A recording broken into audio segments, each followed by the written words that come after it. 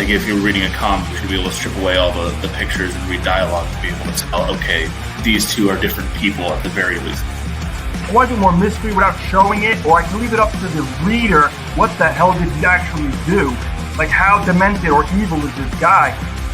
Like, I maybe didn't understand that there was I could get nuance and complexity out of a comic book. From different cultures and religion, mythology, stuff like that. I was just wrapping all of my favorite stuff into a comic.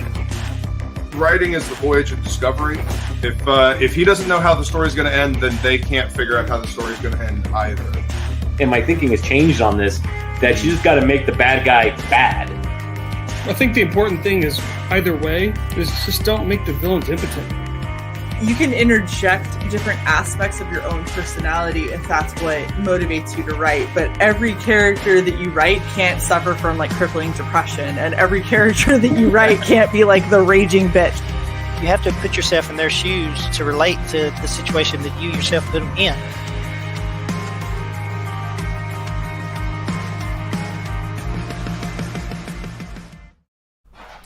Hello, everyone, and welcome to Writing Prose Season 2, Episode 4, talking feedback. So this isn't the same as when we do our, you send in your work and we read it out loud and then tell you what we think.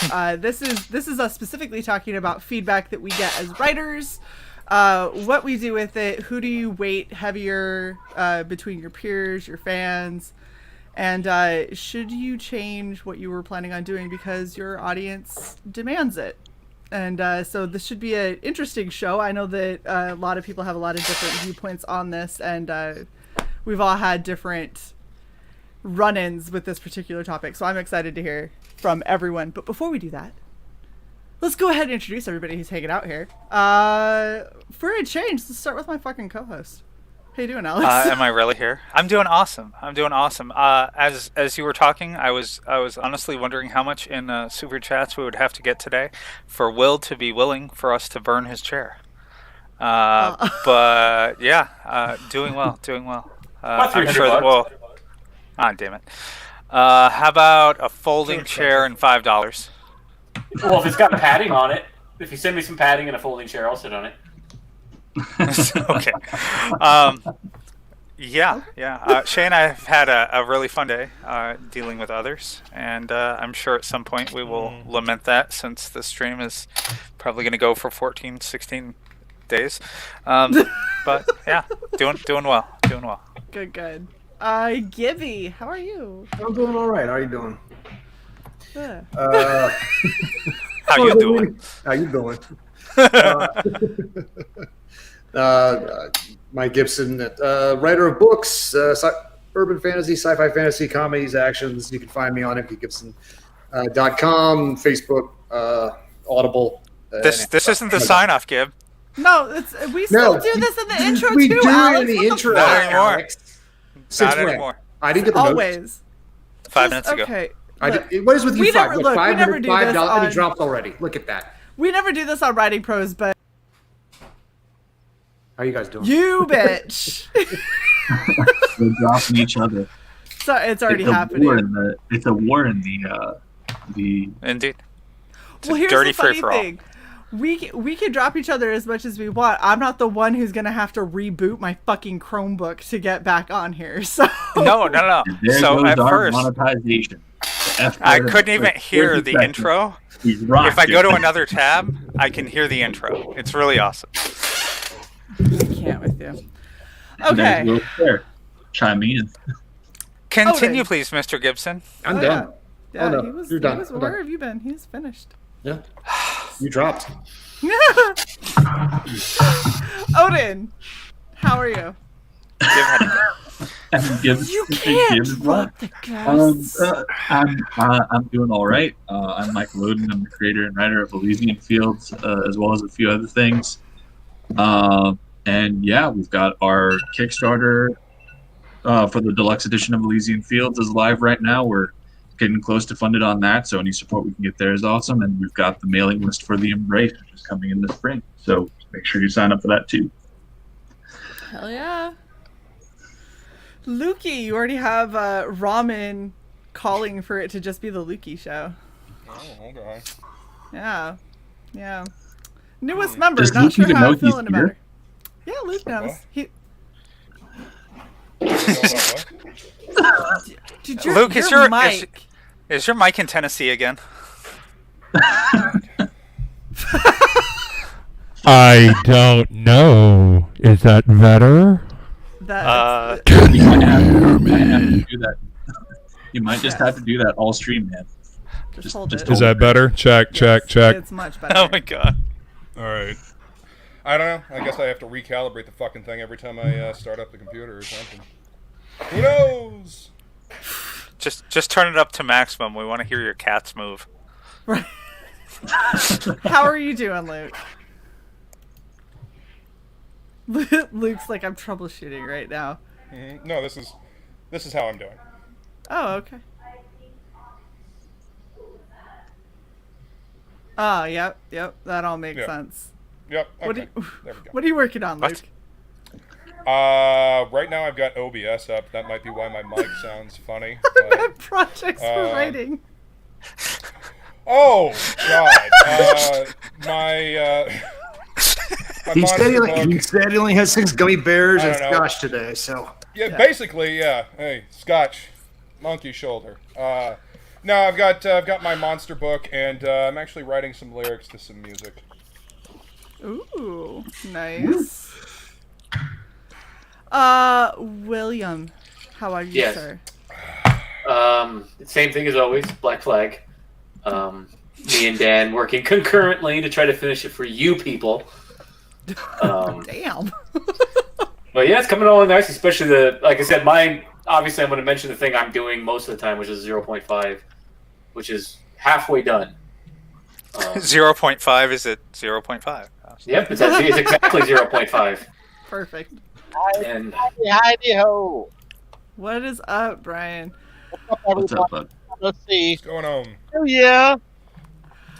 Brian, all right, so we're gonna do this live, just because we found out a way to fix people's audio in StreamYard, and if y'all haven't done this, just go do this real quick, because that in and out echo cancellation bullshit, it sucks, and we don't need to have that when we're having a panel discussion, because it's really hard to hear people. So if you go into cam mic settings, go down to your microphone, there is a box that says echo cancellation, make sure that is unchecked. There is another box that says stereo sound. Make sure that that is checked. And then we can have a conversation as if we were on a telephone, as opposed to as if we were on walkie-talkies. And it's fantastic. That also You stole my analogy, you bitch. Yeah, I did, because it works. Of course it does. And that Award-winning means writer. that if we run into issues, then I'm just going to start muting people. But at least that way we won't have that really horrible cut in and out where we half hear one person because they get drowned out. Wait, where do I do this at? Go click on cam mic, and then click on audio.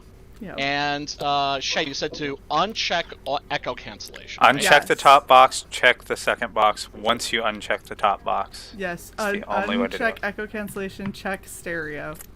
What about automatically adjust mic volume? Does that make any difference? That's that up depends to on you. your microphone.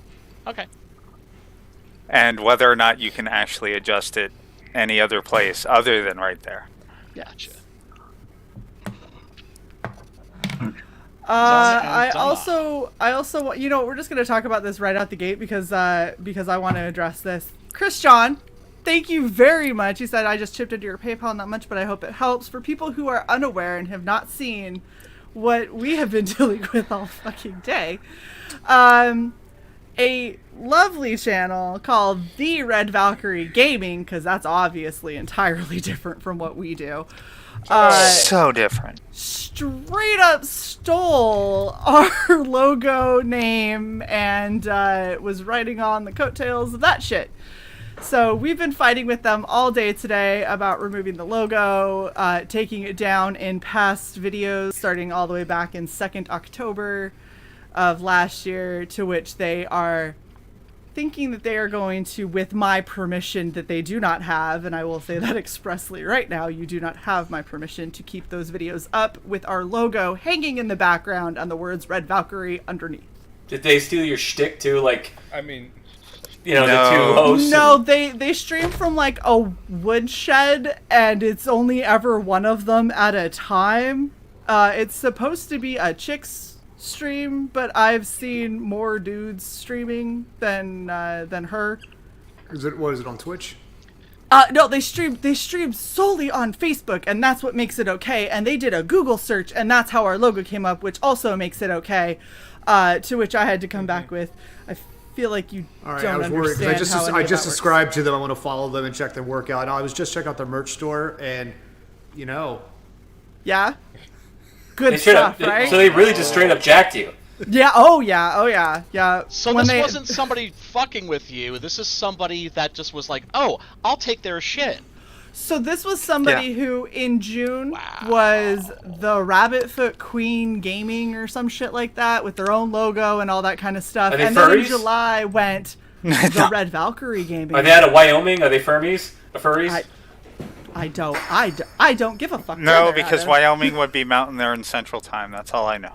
Ah, okay. I was going to ask if they were hillbillies. No offense to any hillbillies, by the way. But, if they're in Wyoming, They might be. that's kind of west of, like, where the hillbillies are. I'm not entirely sure.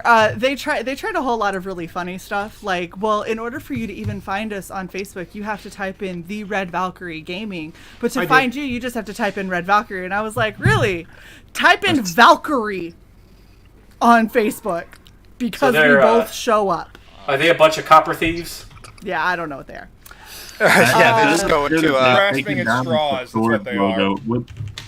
Like I'm looking through it right now, unless I'm just completely missing it, which there's watch a very any good video chance. with the chick streaming, and Starting you'll see from it 2 on the right. October through, you'll see it cute? behind her. No, she's Oh, not. fuck. And the reason the logo is gone is because that was one of the biggest things that I made a stink about this morning, and but we've taken it down, so it's not there anymore. And I was like, it's in the back of every one of your videos that you have a camera It's on. 100% there. I literally am seeing one from December 15th. And all you see is a blown shitty up. clipped version of our logo and the words Red Valkyrie.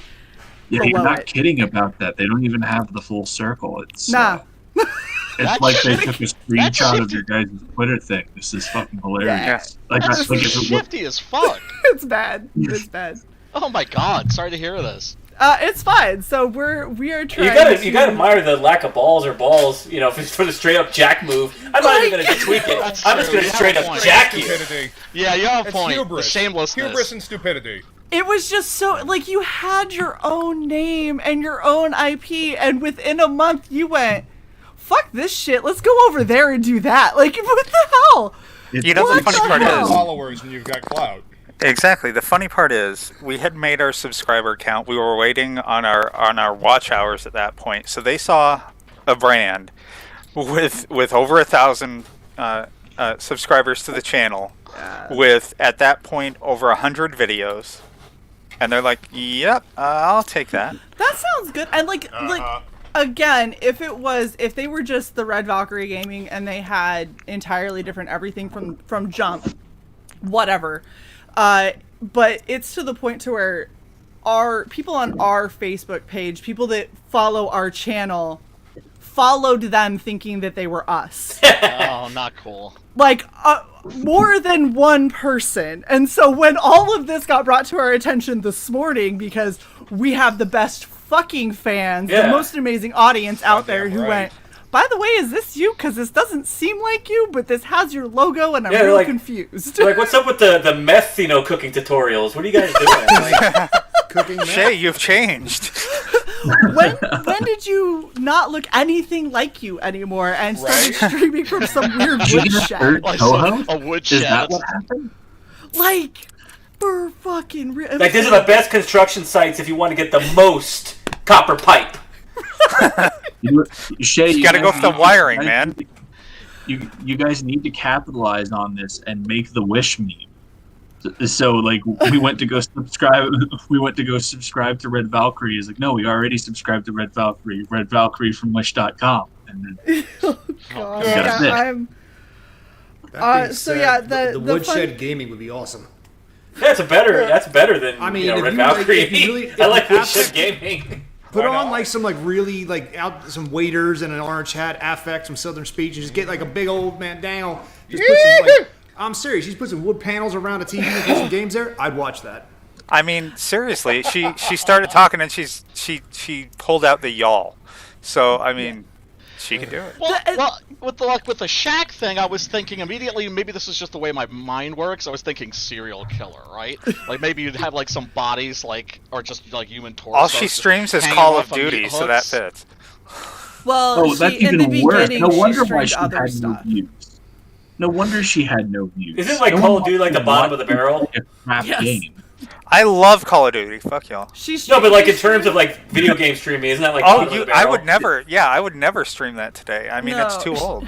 Well, and she Real she G's streamed play stuff Counter-Strike. in the beginning. She streamed like The Last of Us, and she streamed like 1 or 2 episodes of 1 or 2 shows. It was It's all Borderlands, about that and then it full went Call of Duty, and that's what she stuck with. Well, which Call of Duty? The new Warzone Call of Duty is getting a lot of press on Twitch right now. Yeah, this is nothing new. It's the same fucking. It's been the same game for 20 years. I'm not paying $60 for it. I like the original. The original's great. It's fine. Yeah. Paid Best attention to Modern it Warfare. for like 20 some odd years.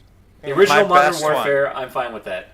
I never played it. Modern Warfare 2 was the king in my book. I like Modern Warfare a lot. Both of those games are fine. My whole thing is I'm not going there. Yeah, I mean, you're right. They're probably just selling the same damn game over and over again. I mean, Destiny's been out for a while, and I wasted a couple hours playing that It's a shitty port. That's all it is. So, well, they tweak it a little bit. They polish the nipples a little bit, and then they resell it to everybody. Oh, they're Polished remastered Modern Warfare 2, by the way. Oh, they're of course remastering. they are, because they have no originality anymore. Damn masturbators. I mean, I'd buy it. Remastered. I'd pirate it. Absolutely. But yeah, so the long and short of it is now we're working on getting all of our legal documents and stuff that we need in a row so we can slap a cease and desist, because this is, if it, like I said, if it was just the name and it wasn't the logo, then it wouldn't have been that big of a deal, but because they doubled down and then tripled down about how they legitimately said to me, I'm sorry that you feel that we stole your logo, and I was like, you did steal my logo, and they go, well, this was on a Google image search and it says it's 8 years old, and I was like, it was made January 20th, 2020.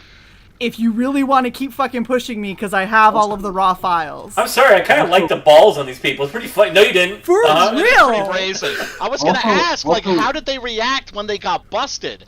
You know, because I was thinking maybe they went, "Ooh, sorry about that," and then would relent. But they're just doubling down, huh? Sorry, and then they said, "But you don't have a leg to stand on." Sorry, not sorry. Or anything. Yeah. What? You know what it reminds me of? It reminds me of that Eddie Murphy skit where he's talking about how a guy gets out of like being spotted coming out of his girlfriend's house by his other girlfriend, and she goes, "I saw you." And he's like, "Wasn't me. Wasn't me. It wasn't me. Wasn't me." He's like, "Hey, it wasn't me." Right. We have you on video. Wasn't me. Wasn't me. We have witnesses. Wasn't me. Wasn't me. Yeah. Hey, wasn't me. So gaslighting. Yup. That's been our exactly day. what that is. I legitimately got so fed up with it, I went back to sleep. Like after dealing What with up, it Mike? for 4 or 5 hours, I said fuck it and I took a nap. What drug were you on today? Good. What was Yeah, that? I mean, brush that. What drug were you on today?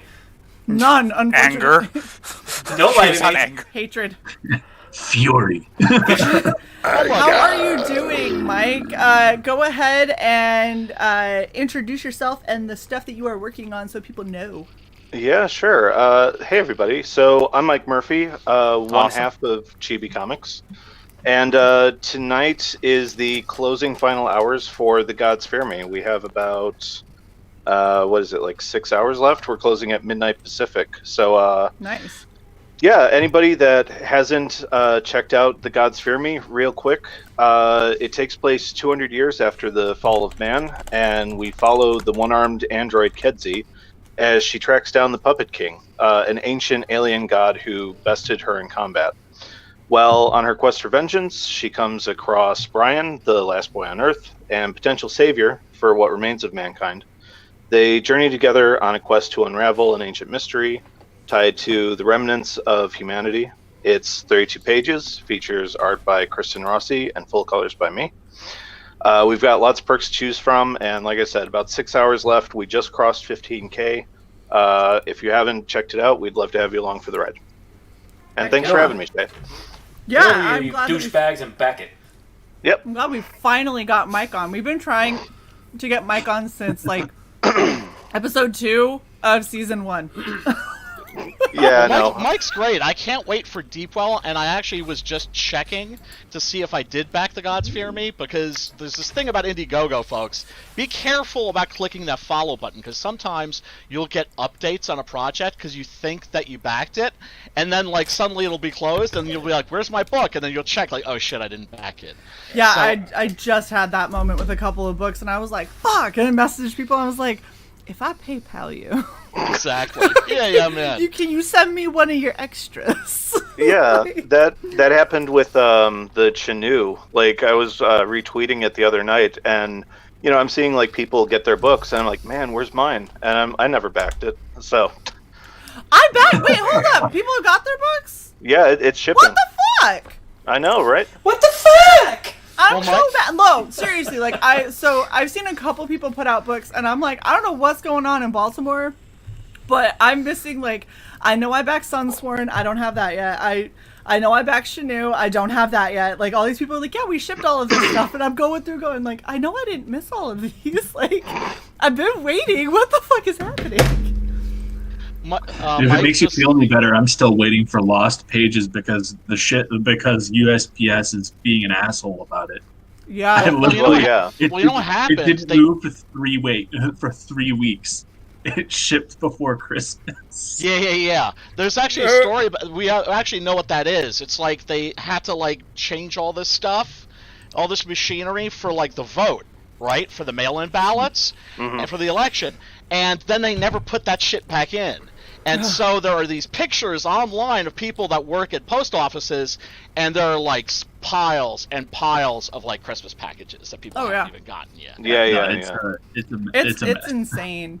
It is out. Like my UPS store, I feel so fucking bad for them. They had so many returns that were stacked from floor to ceiling.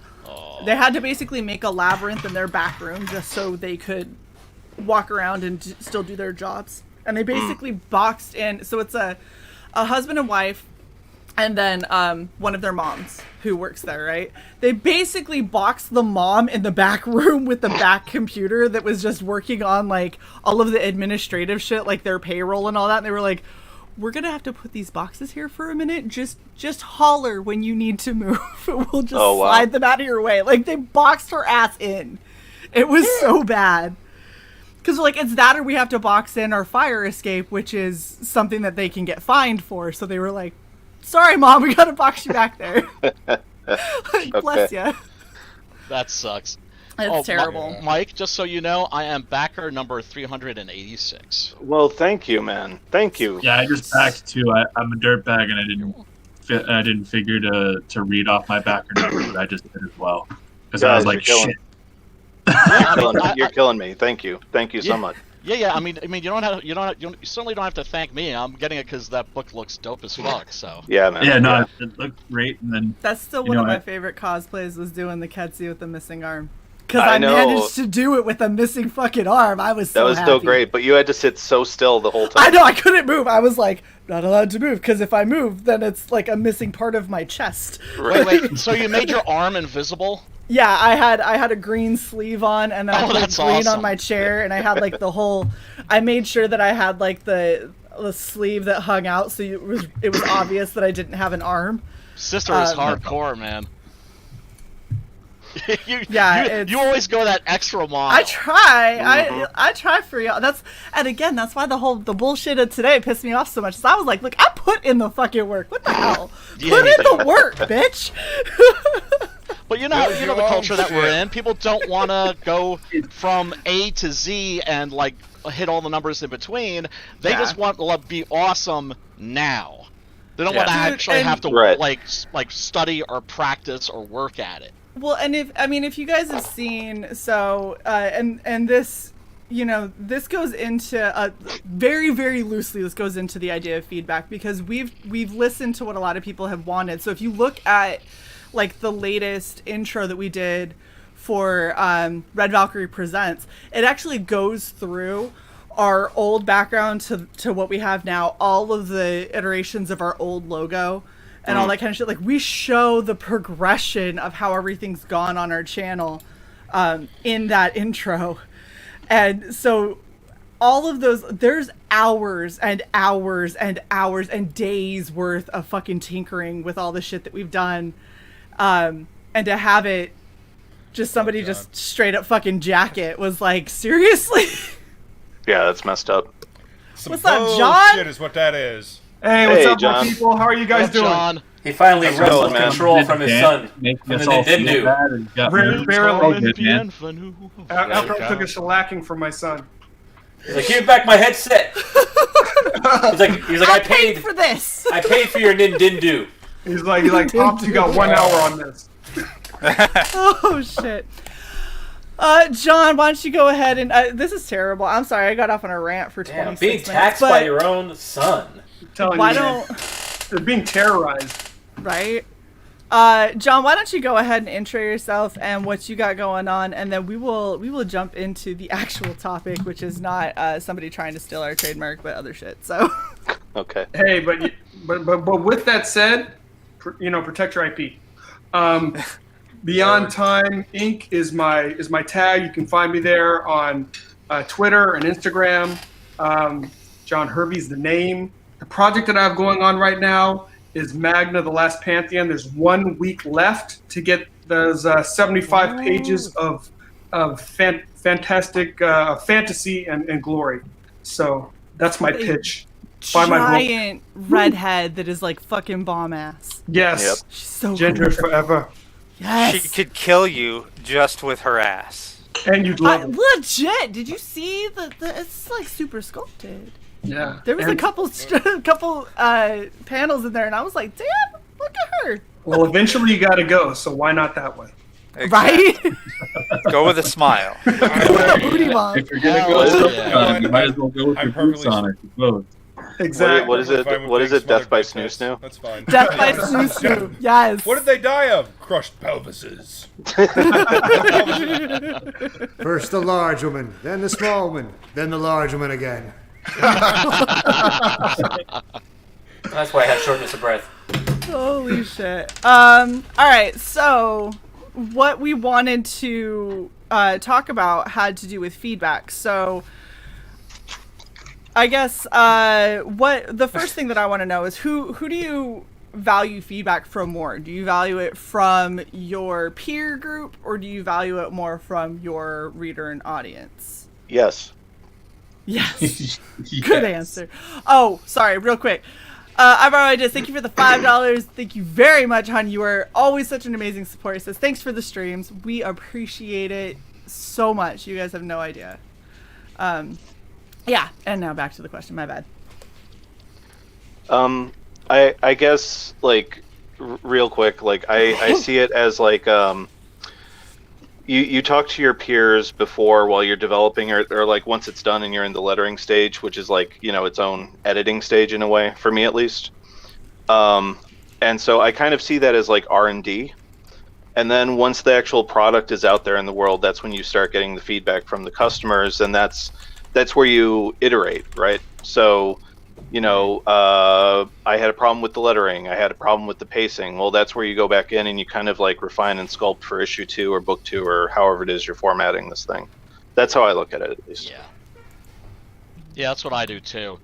Like, I got a comment from a reader, and he said, like, hey man, it's like, I'm looking forward to issue number 3 of Six Gun, but dude, you gotta get to the vengeance, right?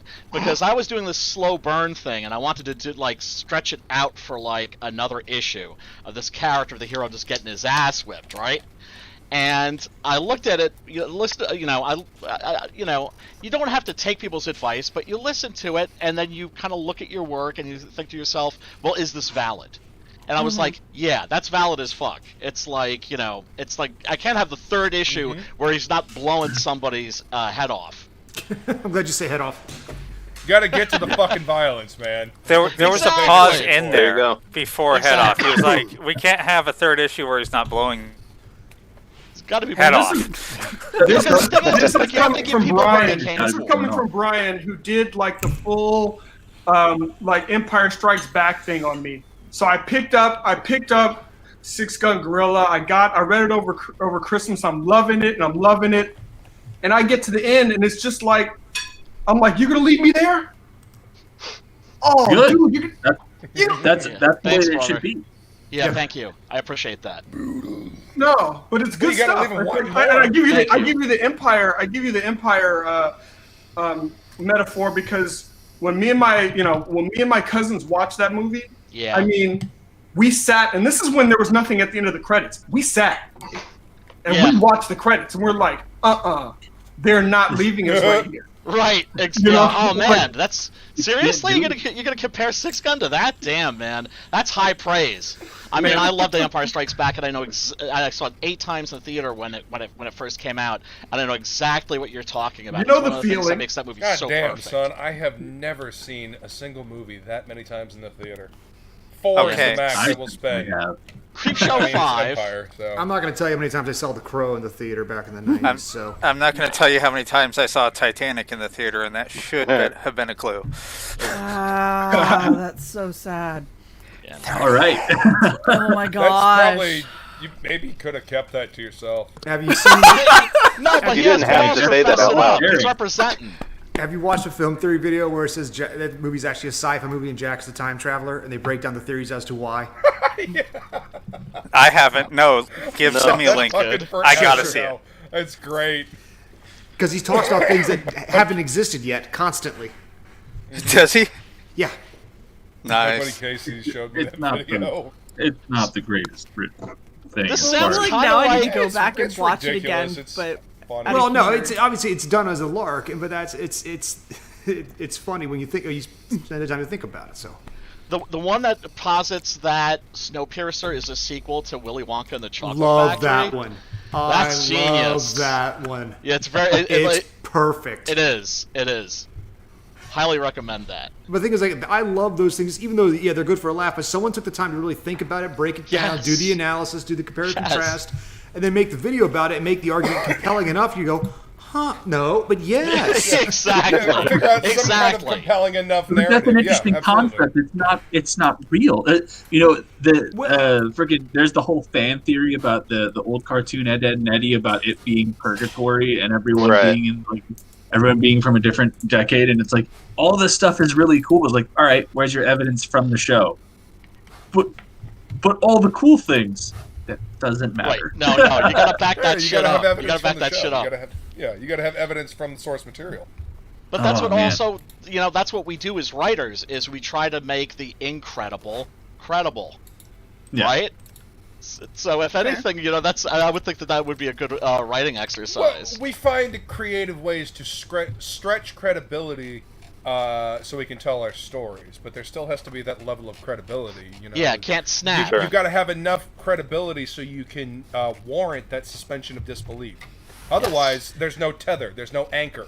The story's Right, just like- out in Right. the ether everywhere. You know what I mean? One of Yep. one of my favorite examples was some fantasy book that a friend of mine was reading, and the writer wrote himself into a corner. He had all of the characters were in a cave, the bad guys were bearing down on him, there was no way for him to save it, and then one of his characters magically remembered that he had a bracelet that could transport all of them, and it transported them out of the problem. And it was like, It transported the rat reader right out of bastard. the story. it was like, oh, but I remember I had this bracelet that my mother gave me when I was a child that I have been wearing this entire time, but you haven't heard about for Shay? the past 3.5 books. I told you not to give spoilers for chapter 27 of my fucking work. It's that whole Wonder Do Woman it. thing of like, oh, I just remembered that my dad could turn the shit invisible, and now I can Don't too. start that. I made a I joke heard video. about that fucking Spoilers. nonsense in the shop this weekend. What the fuck? So Somebody please Oh, we're explain back to to me. Wonder Who Woman 84 hasn't seen being it? garbage. Who Ugh. hasn't seen it? I haven't. I haven't. You can drop as many spoilers as you like, because I don't give Well, a fuck. no, it's just the spoiler bit is like, yeah, wishes happen. She has to compel everybody. Instead of a big fight, she compels everybody to get back their wishes. Great. I put together this video because it's 1984. Bruce Wayne was what, 10 years old? His parents are dead. What was his one wish? And I put this video together, like she had to compel Bruce Wayne to like be an orphan again, and so. And maybe that's why they had his fucking theme playing during that scene. Fuck that. Everyone's like, oh, what a powerful homage. Like, what a wasted homage, because it makes no fucking sense.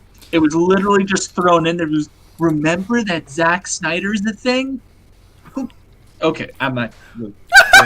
I had kind of forgotten. Thanks for reminding. This one wasn't written by Zack Snyder. I was just making a quick aside, guys. I'm sorry if I completely wrecked everything. This is how it goes, Mike. We're gonna grind this is how we do this. Can I just say though, Murphy.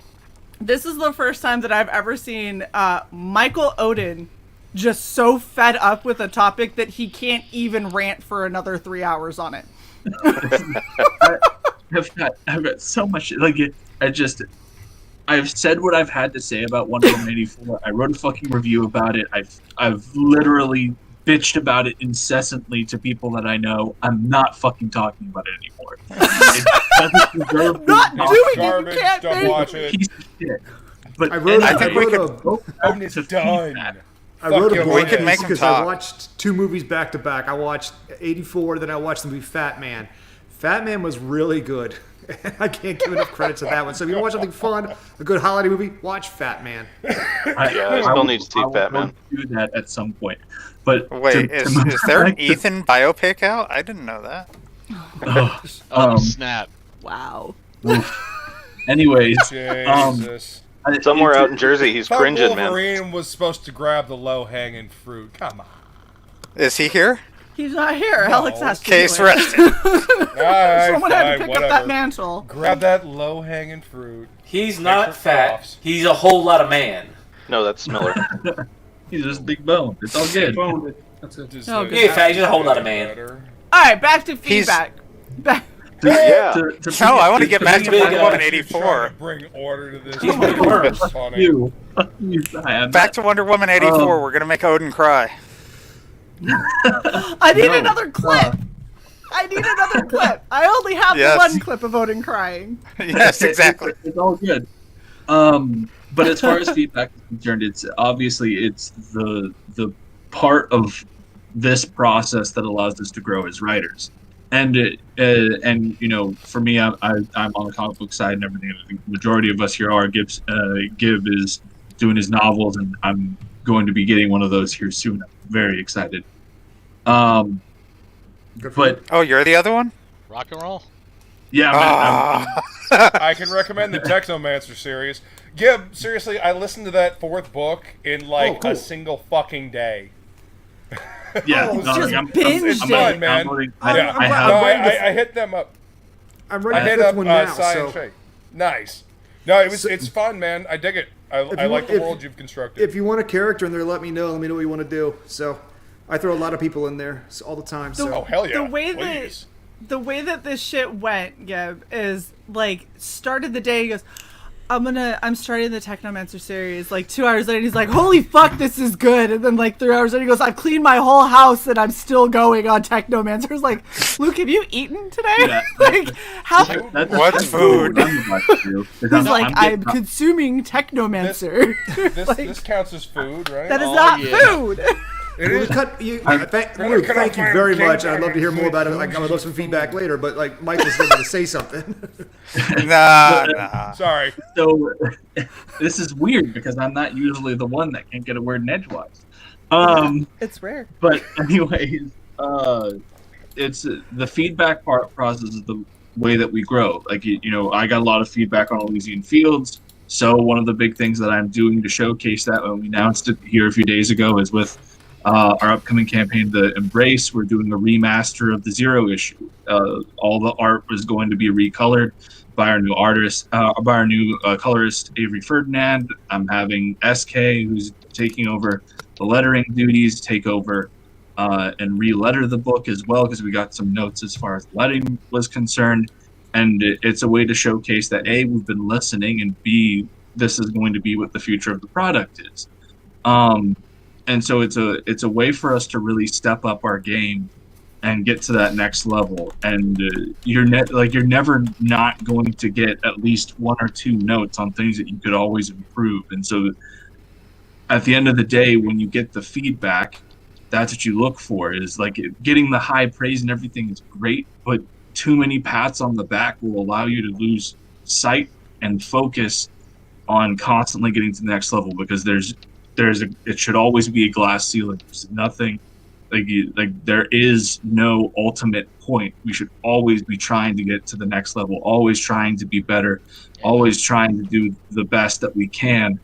And that's where the feedback comes in, because without that feedback, the moment that we ignore it, the moment that we plateau and we turn into the very things in the mainstream that we don't like, because that's what happened to them. So constructive criticism. You didn't want to talk about Wonder Woman 84. I was gonna say the one thing that I've noticed though, so as somebody who does edit for other people, I've had a lot of people that have been like, hey, I'm gonna shoot this to you, and like in an unofficial capacity, could you read it and tell me what you think would be good to change? And I've looked over notes from other people that they had read it. So this is other feedback from other people, and I've gone through and read what was there and read what the other people are suggesting, and I'm like, the people that you've gone to are fundamentally changing what you wrote. They're taking, like, this was your idea, this is where you were going, this is how it was all going to be played out, and they went, I like this idea. If I were to write it, this is how I would do it. And so they have completely, they were like, this has to be sexier, and why is she saying this? And I was like, it's set in the 1950s. What are you doing? And I was like, stop changing what makes this charming. You should have her pull out a lightsaber. Like, it was just like stupid shit as I'm reading, and I went back to the person who sent it to me and I said, I'm letting you know right now, I have disregarded every other person's comments on here because largely I disagree with almost everything that was said. I like your original script. Here's the things I would change in it, because there's certain aspects that come across as clunky, or there's certain aspects that maybe I know what you were trying to say, but it didn't quite hit and it was a little bit confusing, like having an inside joke. One of those situations where you have people that, interact with each other, they act like they've never met before, and they have this great, big, grandiose, like, oh, my stars, you're so sweet, blah, blah, blah, and then, like, they bust out laughing because they're like, you fucking asshole, and, like, that kind of interaction, I was like, I get that you're trying to do that, you need to make that hit more, that it's obvious that they've known each other for a long time, because that doesn't quite come through the way that you wrote it. And other people came back around and were like, I don't get the joke. This whole thing needs to change. None of this makes any sense. And I'm like, it doesn't need to, it needs refinement. It doesn't need to be tossed completely out. And that's part of the problem when you get feedback, is you have to be able to analyze what other people are saying and wade through the bullshit. If you get people who don't get what you're trying to do, a lot of their feedback is going to be, this isn't my audience. That'll be most of what the feedback comes back as. There's a difference between editorial and fan fiction. Exactly. Sometimes people come in and what they want to do is, this is what I would do with your story, but that's not what it's about. Editorial is a very different skill set. Well, this is one of the reasons why movies suck so much, is because in order to get screen credit, if you're brought in for a rewrite, you have to have written about 40% of the script, right, in order to get screen credit. So you have these people coming in to rewrite a script, and maybe it just needs a little tweak here, there, right? And then it's perfect. No, they have to rewrite 40% of it, right? And that's And there are certain people that that are like script doctors. Michael Tolkien is one of them. He did The Player. Joss Whedon started out as a script doctor. Mm-hmm. William Goldman is a big one. William Goldman. Yep. These are cats who will literally just go in and be like, just tweak this, tweak that. Okay, good to go. Right. $1 million later. Well, because they get paid, but they don't. Oh, they get paid a lot just to do that. Yeah. But that's the thing is, everybody wants the notoriety. They all want the name recognition, and so they go way past what they should be. Like, if you want that kind of recognition, write your own fucking thing. Because if Gib comes to me and says, "Hey Shay, I want you to read my, this chapter and let me know what you think," that's Gib's book. That's not my book.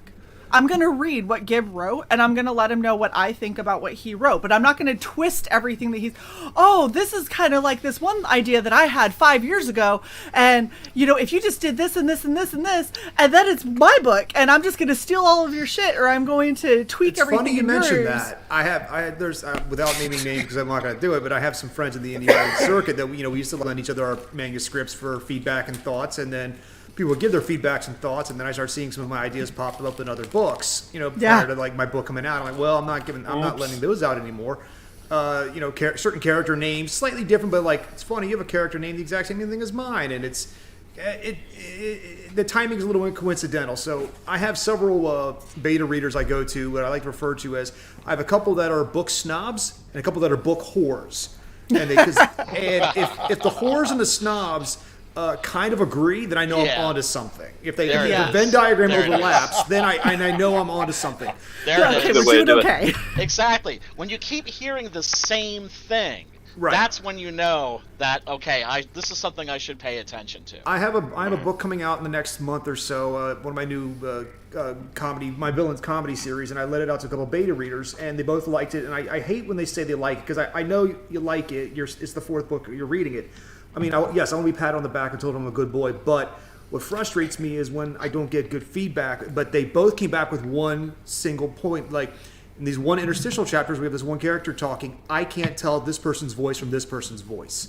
I'm like, I'm like, that's good, because in my head when I was writing it, my ebooks and my paperbacks barely sell. I make most of my money on audiobooks. So I know the narrator's going to have a different sounding voice that the audience will pick up on, but if anybody who reads it might not see that voice change or dialect speech. So I'm like, you know what? That's good feedback. I went in, I doctored it, and then I even had a point where the character's like monologuing to the audience, breaking the fourth wall, and goes, wait a minute, I just got a note.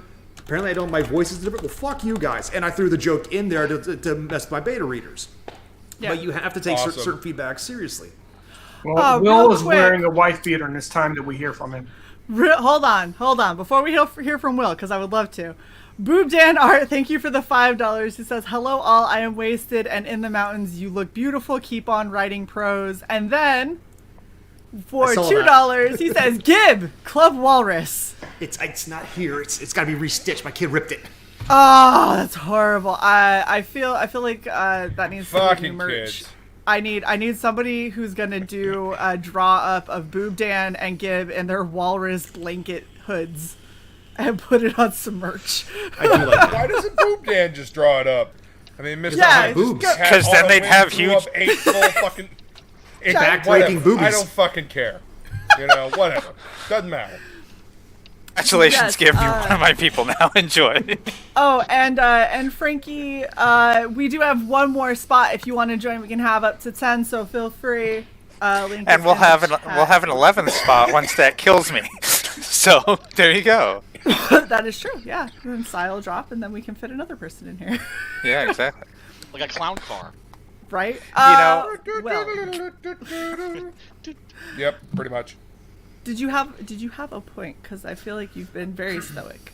I'd say that it kind of relates to what you said about knowing your audience and intending it for a certain audience, but I also add to that, because it's going to link to it, don't be fooled by authority, and don't be taken in by authority, one. Yes. And two, always beware of Dunning-Kruger effect, right? Because there's a tendency as a writer, and as a person in general, to internalize everything that you're the problem, right? It's not always the case. It's not always that way where you are the one making the mistake. Sometimes people are just, for lack of a better words, fucking stupid.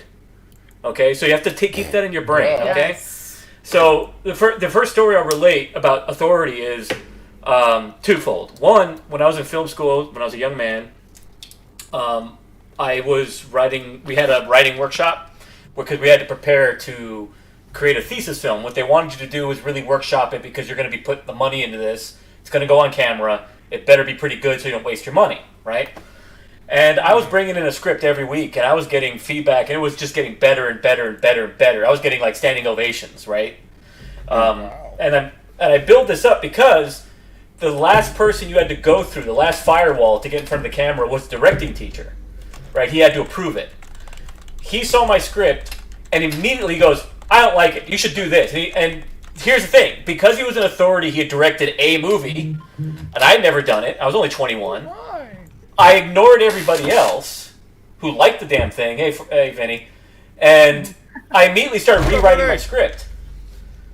And it got worse and worse and worse. And it got so cliche, but cliche enough to please this idiot. Nice. But everybody else who had read it go, "What happened to the original one?" Yep. And what he ended up doing was psyching me out, and I shot a piece of shit. Because of that, right? And what I got taken in by was the authority of the guy, right? But he's a fucking moron. And he hasn't directed a movie since the one movie he made 30 years ago, 20 years ago. There's probably a fucking reason for that. Exactly.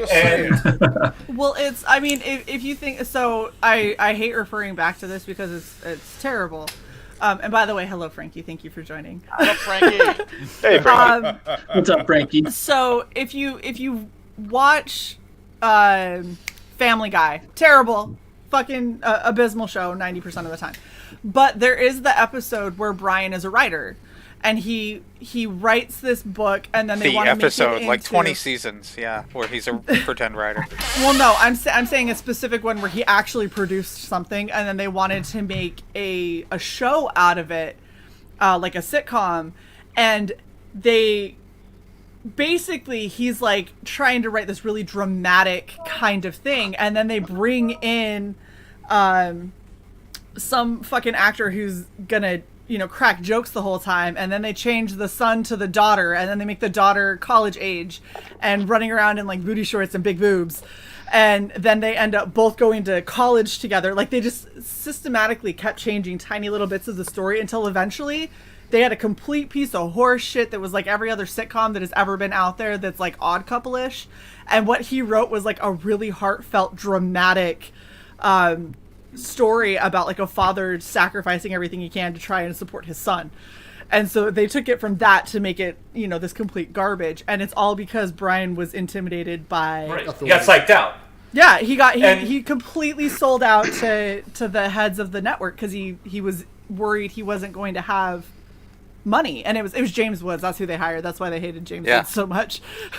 Well, that's what I'm saying is that it can psych you out into going in a direction you never intended to go because somebody might vicariously be writing your own story for you. Yeah. And he had a history of doing that. There was people he was getting on these guys were spending like 30-40 grand on their films, and he was basically co-writing their movies with them. Oh, that's horrible. But like I said, the authority got a hold of them, and they're like, well, he must know something I don't because he's a bunch of 22-year-olds making movies. You never made a movie. And there's got to be a time when you got to trust yourself and know, I want to do this. Yeah. And if somebody tells you something different, then you're like, you read a different story, buddy. Sorry, go watch that or go read that somewhere else. Because if I go to Gib and I say, hey, Gib, I want to read your Technomancer story, and it's something about, and I make up a wholly different story and say yours is shit, then I didn't read your fucking story. No. Right? Like, you clearly left a review. I've had that. Right, so you'll turn around and say, well, why don't you just read my book instead of just kind of writing your own one vicariously through me because you're not talented enough to write your own book. You know what I mean? Well, and just like John said, that's what fanfic is. Exactly, and it's be careful with that. Is to all I'm saying. piggyback on what Will was saying, when I was first trying to get my first book published back in 2014, 2015, I was bouncing around for several years trying to get the book published, and then I would get picked up in drops. So I was also shopping for agents at the same time because you're a first timer, you don't know anything.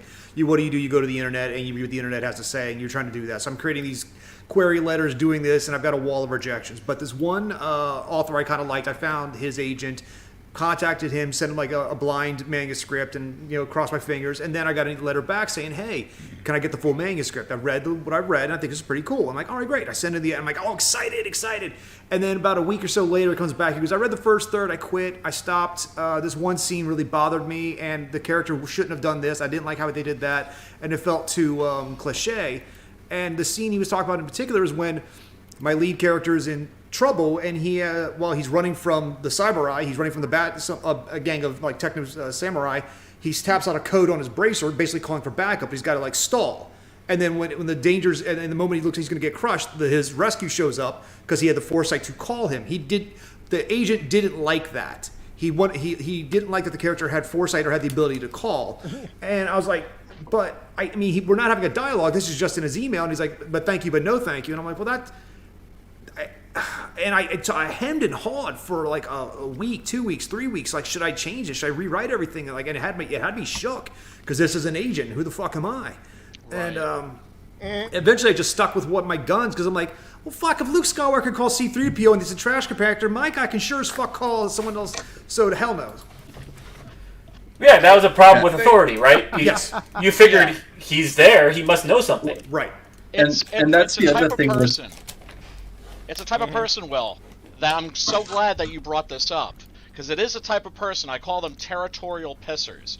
These are people who have no style, no creativity to speak of, and they basically get by kind of like changing other people's shit, right? Studio executives are notorious for this. They're deconstructors, not builders. Exactly. And I'm sorry to cut you off. I just want to add to what you're saying. Please. Is that the problem we're seeing now, Brian, in most of entertainment, is that because it's so open source, now you're seeing a flood of deconstructors, right? People who are going into already established fields with established characters, and they don't know how to be creative. They don't have the skills to do it or to even put it into practice, but they know how to deconstruct from, now 50 years of public schooling of teaching you how to deconstruct because everything's about deconstruction. Yeah. So they go in and they make stories out of deconstructing. Right, so it's like taking a machine apart to see how it works, but then it doesn't work anymore because you can't put the thing back together. Yeah, he can't tell you how to improve it, but he can sure shit tell you what's wrong with it. Right. Or you get the other extreme where, and I've heard this about a bunch of comic publishers, where you'll talk to someone behind the scenes and you'll be like, oh, well, how is so and so, like, what are they like working with? And freelancers always respond like, oh, he likes hiring people who write like him. And so you'll get this thing where the books that be it the editor or the publisher are publishing are books that are specifically designed to their sensibilities, regardless of if the other stuff that they're getting is good or not. And so it just creates this whole line of titles that feel samey, regardless of the fact that there are pitches that they read through that are good, but because it's not what they would have written, they just get shelved or canned. It's the same thing that the record industry does. Like, they'll take a band that has something unique, that band will release a first album. Like, has anybody ever listened to Sugar Ray's first album, Lemonade and Brownies? Show of hands. Anybody? I don't remember. Exactly. For the record, I do not have my hand up. Okay. I kind of figured nobody has heard of Lemonade and Brownies. Back when they were a punk band, right? Yeah, they used to be a punk band, They were a right? funk metal band. Okay. Like, go check out 10 Seconds Down. Like, if you want to taste of what Sugar Ray used to be like when they were good. So they were kind of like one of those Red Hot Chili Peppers like rip-off bands. Like that. No, they were a lot. Because they were everywhere at that time. They were a lot of fun. They were playing with like Sublime and like actual punk ska bands. The Long Beach sound. It was a Southern California sound, but it was like it was loud, it was crunchy, but as soon as they got a record deal, shit changed. The first half of Floored sounds like their first album. The second half, you can tell where the record label got a hold of them. They added in a DJ, and then it sounds like every other fucking bullshit thing they ever did. You know what I mean? But and the quote I got up here is, listen, smile, agree, and then do whatever the fuck you were going to do anyway. Robert Downey Jr. Well, and so I was going to say, I think that because there's so many publishers who have that problem where it's, I want people who write like I write, and I want stuff that I would do. That's why there's so many people that are self-publishing. That's why so many people are going like Gibbs' route, where he's like, I'm gonna write what I want to write, and if I can't find somebody who is going to help put it out to the masses, then I'll fucking do it myself.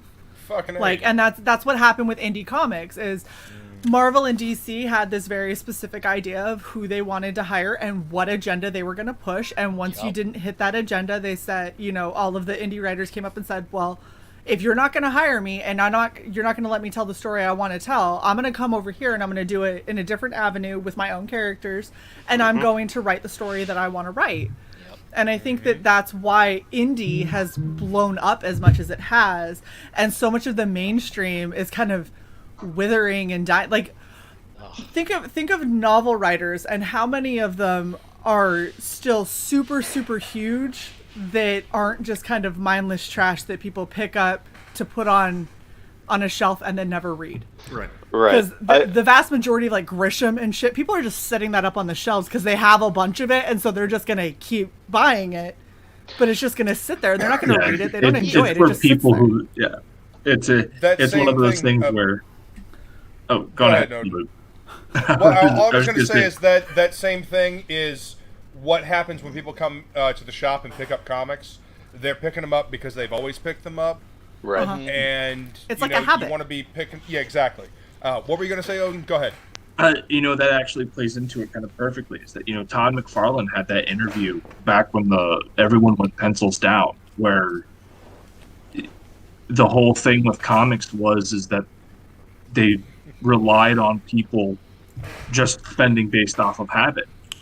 Is kind of what he went into, and that's why it was important to get more content out there quickly, even if they took a loss initially, was because you need to make sure that people are continuing to have it, because as their box fills up, out, go buy.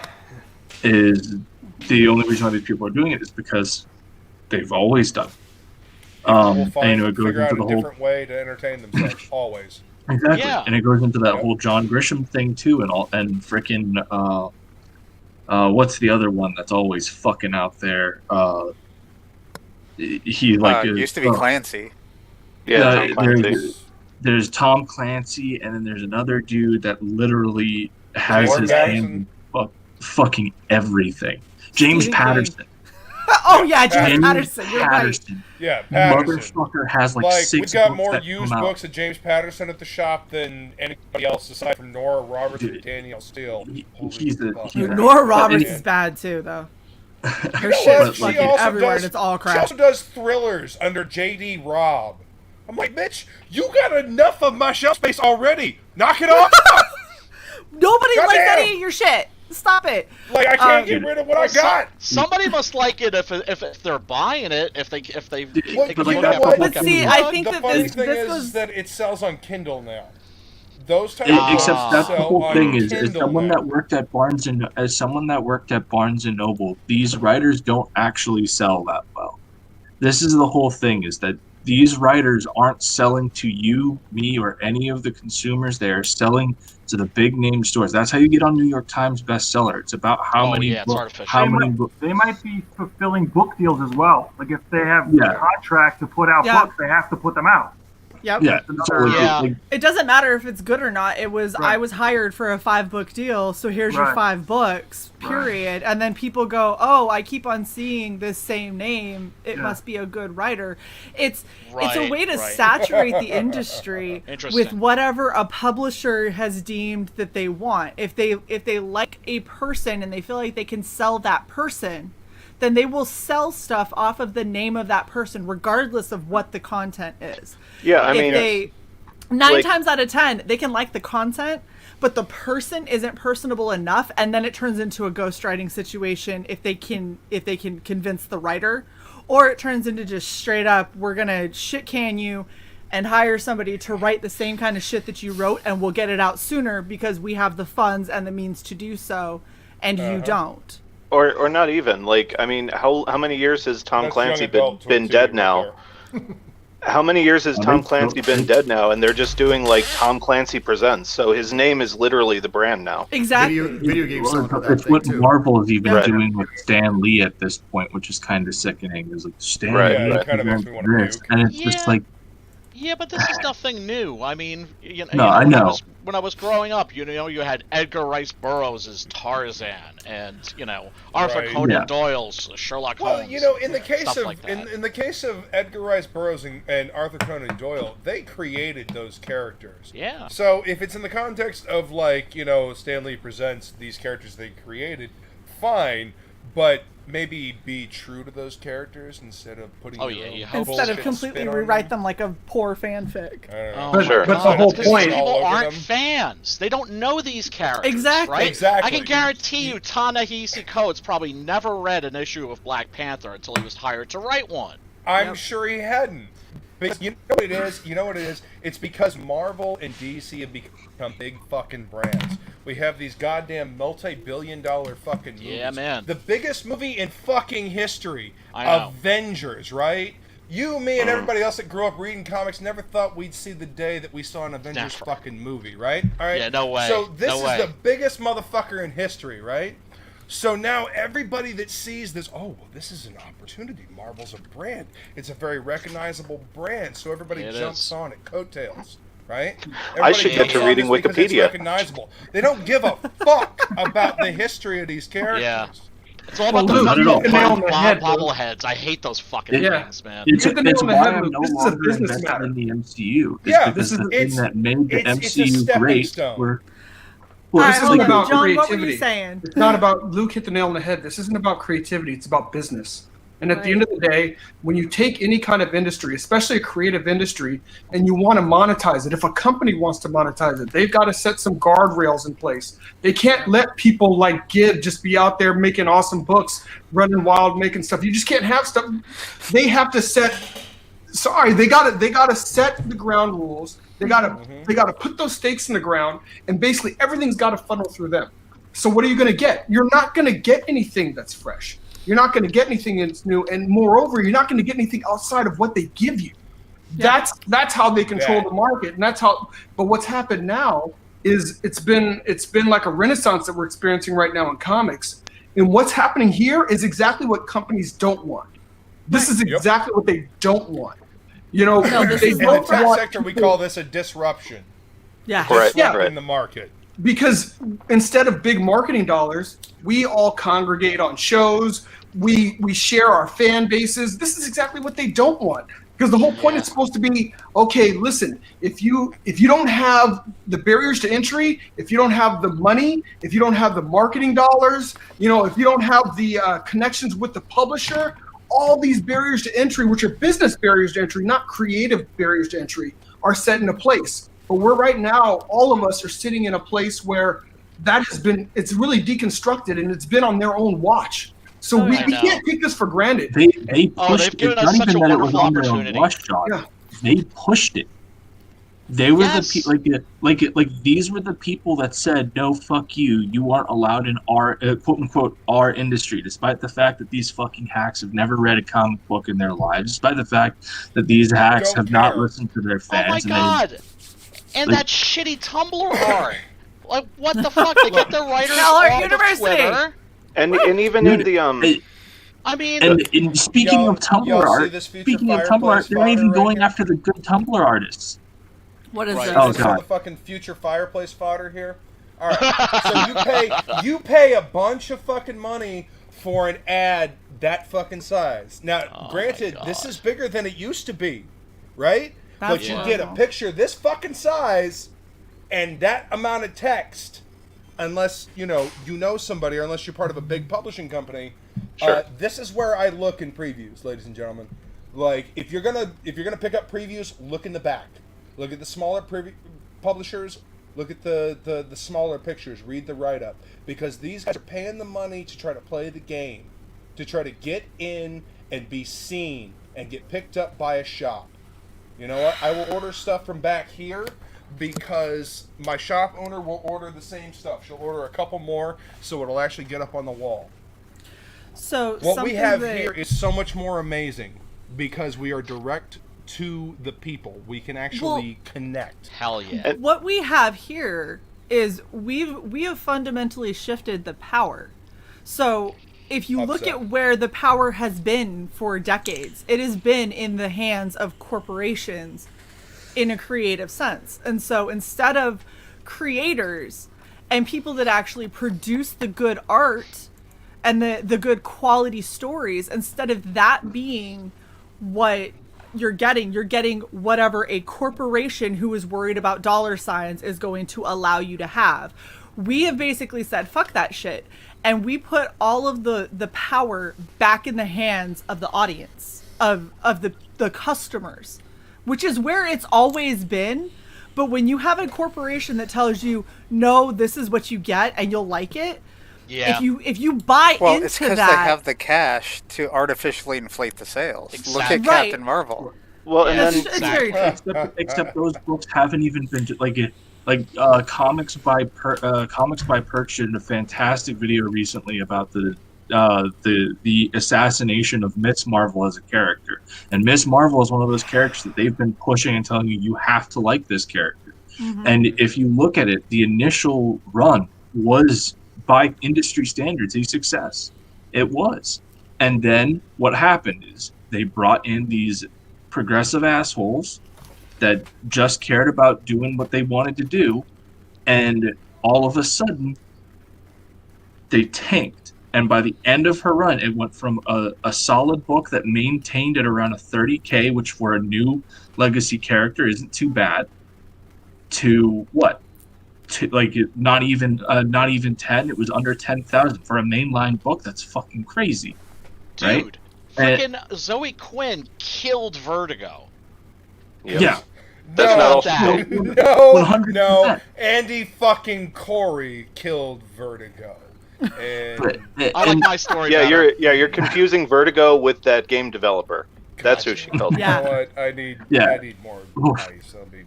Zoe Quinn killed Hoffa.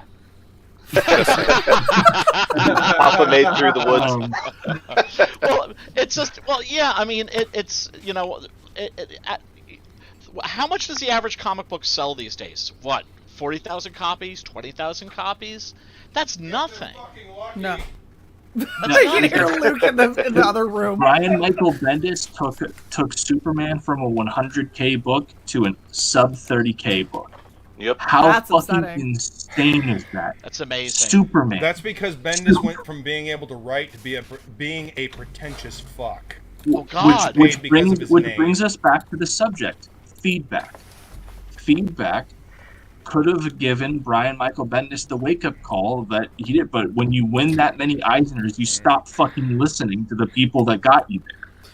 Well, Okay, are we talking feedback or electric shock? Because Well, I was No, going to say feedback. a lot Remembering where you fucking came from. Go ahead. Exactly. The problem is people they have been don't- telling Bendis that he needs to stop fucking writing like that for years, but guess what? He just bulldozed ahead. No, and All right. and look, like as someone who like sat in on one of his classes because I was working for one of his students as a client, I can tell you the reason Bendis is the way he is because he surrounds himself with people who tell him he's a genius, and the only reason they're telling him he's a genius is because they want to latch on to that money stream. Yeah, Like- they want a paycheck. The best. Listen, I met the motherfucker before he was Bendis. I met him when he was writing Alias, right? I was walking by his booth, had no real idea who he was. I was reading Alias because it was, it was a mature reader's comic Yeah, book. it I was was dressed really up as good. Lucifer from Poison Elves. He hollers at me from across the convention floor at MegaCon. He's like, Lucifer! Lucifer! I was like, what, motherfucker? And I walk over and I talk to him, and I was like, oh, so you're writing Alias. That's a good book, dude. It's fun. He's like, yeah, keep reading it. Drew Hayes, who created Poison Elves, I think would be ashamed of the shit that Bendis writes now. Because he's 100%. lost touch with that indie fucking feeling Right. that he had. Yeah. Like, Whiteout's fucking great. The early shit that he did with Avon Oming, fucking brilliant. Great. Powers, Great when stuff. it started, was fucking great. Yeah, it was. I don't know what happened to him. I don't know if it was because he became fucking Bendis.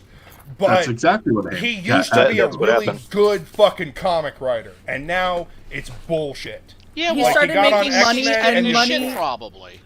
money takes precedence for a lot of these people over creativity. And so once you start making those bigger paychecks, it's about getting the next bigger paycheck because people don't know how to remain proud with what they do. There's Yeah, very there- few people who can have somebody go, I will give you $1 million contract if you write this much garbage for me, who are going to go, I can't do it. Like, if somebody came up to you and offered you $1 million right now, and were dead fucking serious, but then wanted you to put out their storyline, it takes somebody with an insane amount of moral character to look that person in the eye and say no. Okay, Because I'm not most gonna fans- lie. You know what I do? You know what I do? I'd take their money, I'd write their story, but it would be a satire of their fucking story. Yeah. I'd do it under a pen name and be like, I don't know who that is. There you go. Making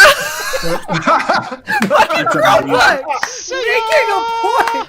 They heard. They knew. Oh my goodness. Yeah, But but, no, that's the entertainment, thing. The Whisper entertainment Network is out. businesses operate fundamentally different than other businesses. Other businesses, if you're in a line of business, you're trying to please your customers. Yes. Entertainment business, there's a big divide between the customer and the creators, and the creators become like little demigods. Whereas, but I think the good thing about the community that we have is there's a checks and balances, because we are all not even a degree away from the folks that are reading our books. You can't play that. No. You can't play that. Everybody on this fucking panel is a big fucking nerd. We all have shit that we nerd out about. Well, but, okay, perfect example. Everyone on this panel that has a book, I have paid for. Every last one of you motherfuckers that have a campaign or a book or something, I have bought. And here's the thing is... Just one? Shut up, Mike. I have multiple of yours and you know it. I just had to make sure. But the point is... Thanks for that $1.15. You're welcome. I had to dig in my couch cushion for that. No, that's anyway. what I make on each sale. The point is, this is what we do. Like, I talk with you guys regularly. You guys talk with each other. You guys are backing each other, and it's all a big, like, loving family almost. But the second somebody makes something and it's like, hey, I'm not a huge fan of this, like, we're not afraid to give feedback. We will tell each other if we think that we missed the mark. Like, I've sat down and I've talked with Odin, I don't know how many times, about little tiny things here and there. If, he comes and bounces ideas off. I've talked with John. I've talked with all of you guys about this kind of stuff, except for Will, because he scares me and he doesn't tell me what he's writing. You don't ask. Whatever. Anyway. That's why she said she's scared. Shit.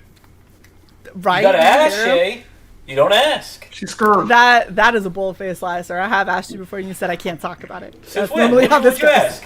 Oh my god, that's Will's favorite fucking thing to say is, I can't talk about it. I know! That's what he says every time. I can talk to you in private, Well, but you don't ask me in if private. you look that much like John Wick, there's a lot of shit you can't talk about, alright? That's Just right, and roll I don't with want to.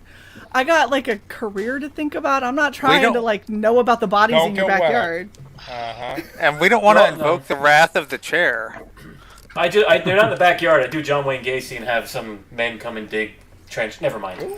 Crawl space under the house, baby. Wait, that's where you hold that's up. where you stash Do you your have bodies. a Old clown school. when you do it too? So, Is it- humans I have a lot of stand lie. ranch, Put it that yes? way. Well, I was Wait, gonna you say the didn't make point lamps? is. Come on. No, The that's point Ed Gein. is I'm- we all sit yeah, here never and we mind. talk. And we all sit here and we give each other professional feedback. And there's stuff that people have written that I like as people and I don't like what they wrote. It doesn't mean that I think any less of you as a person. It just means that maybe a genre that you chose or something that you did didn't quite float my boat. I have a friend. Or you just don't have the stuff. right? I have a friend in the community. I'm not Humble going to name brag. names, but he's like one of those people that you can't help. Do you know what I'm Yes. talking about? Because there's some people that Yes, will not I know listen, many of them. and all they do is make excuses. Yes, And I could point I out, don't like- give advice No, anymore. there's certain people you can't give advice to. You do what you want to do. Absolutely. But that's the thing, is it's you do what you want to do, and I will exercise the power that I have, which is I'm not going to back that book. Right. Because I know that I'm not going to like it. So I would rather put my money towards, somebody else's book that I think that I'm going to enjoy more. Yeah, But- I mean, there's some books that have come out of this community that are hot garbage, and I take Oh, no 100%. joy in that. Do you know what I'm saying? When I get a book from one of us, from somebody in the community, and I'm like, oh dear, oh my, I take no joy in that. Mm-hmm. I take no joy whatsoever. It's not like, there goes the competition. No, it's like, fuck. Because I know that nobody intentionally makes a bad comic book. Right. They're trying their best, but they're not there yet. And there are the people that you can give feedback and encouragement to, and there are people there where it's just like, you just like run against a brick wall and you just go, okay, you know what? Keep doing what you're doing, brother. Keep doing what you're doing. In order for you to take feedback, you have to be able to humble yourself, and that's something that a lot of people have a hard time with, because oh god, if you are really defensive, and like Alex and I have gotten into arguments before because I wasn't ready for a critical eye on something that I was working on. I was just trying to like, here's a little peek, I'm just curious what you think, and then they come back with, well, grammatically speaking, and I'm like, fucking hell, like, I didn't ask for a full-on edit. I just want initial impressions so I know where I am. Yeah. And it's because there's stages where you might be like, okay, I am now ready for you to tear it to shreds and tell me how many ways it sucks. But when you're still in the development stage, you're like, I'm still fleshing out ideas. I'm still making sure that it like is cohesive and makes sense. I just want an initial reaction. And the initial reaction comes back with a full-on edit. Like, there's times that's where I've my had to catch default. Myself. I know, but there's times I've had to catch myself and go, okay, I understand where you're coming from, and I'm not in the right headspace for that yet. Well, if I'm at that stage, I just like give the elevator pitch. I don't even show any of what I've written yet. Yeah. Here's the thing. Okay, if someone predicates it on, what do you think of the flavor, or what do you think, or the feel of it? But when someone says, what do you think, they've just opened the door wide open. Yes. I've learned that you have to be very specific with certain people when you ask for feedback. By the way, thank you, Unhinged, for the $1.99. Says Will isn't scary, he exudes sensuality. That's what she said. Very sexy man. That is. I had a great New Year's, so. I heard a little about your great New Year's. Yep. I was like, New Year's. At that little. Motherfucker. You know, a little bit was enough. You know what's the best feedback I ever got? And that would actually be an interesting thing to do. Would be to go around and like share like what's the best feedback we ever got. I was not that I'm telling you how to run your show, Shay. Just so you know. No, it's a collaborative show. That's the point. Talking about humility. And, because I think with the case of somebody like Bendis, for instance, I think sometimes you get people that are really good, and they're established, and then at a certain point, they cease to give a fuck. And the best feedback I ever got was from one of my professors at college. And I mean, like, I didn't regard her as, like, an authority figure because she was a professor. You know, what she said meant a lot to me because she was a brilliant teacher. Her fiction was boring as fuck. Boring as fuck. But she had a gift as a teacher. She really did. And I had written a paper, and I had gotten an A-, and she's like, can I talk to you, like, after class? And I'm like, yeah. And she's like, what is this shit? I'm like, what? You gave me an A-. And she's like, Look, you're just phoning it in now, and she said something I'll never forget because it was like a major compliment. She's like, Brian, you're smart and you're really talented, and that can make you very lazy. Yep. Because then you can just lean back on your talent and phone that shit in. I hope this doesn't come off as a humble Resting brag. on your laurels. No, I'm a 1,000% about that, though. I've gotten that lecture in university once or twice. Yeah. Because you can get complacent. Chrissy, thank you for the $5. He says beefcake in reference to Will. Thank you. I thought he was talking about Luke as the beefcake, but okay. As long as somebody finds me sexy, man or woman, I'm fine. Animal. Rocking the. I know some people. I'll introduce you. I mean, I've got a thing for Italians, Vinny. If you follow me. Preferably, thank you. But I'm Frankie. Oh, because of Vinny's brother. You moron. I'm sorry. His brother. I'm like, okay, Vinny's brother, as long as you find me attractive. I'm very fond of Hispanic women, man. It's that culo that hypnotizes me. Well, in honor of, there you go. You never look better. You never look better. That weather girl. You know what? We need a All shirt right. that says That's my "Dat pre-op weather picture. girl, Who else has feedback? What was the best feedback that you guys? I had the best and the worst. Let's hear. All right, Frankie. Go. Let's hear your best and your worst. Go.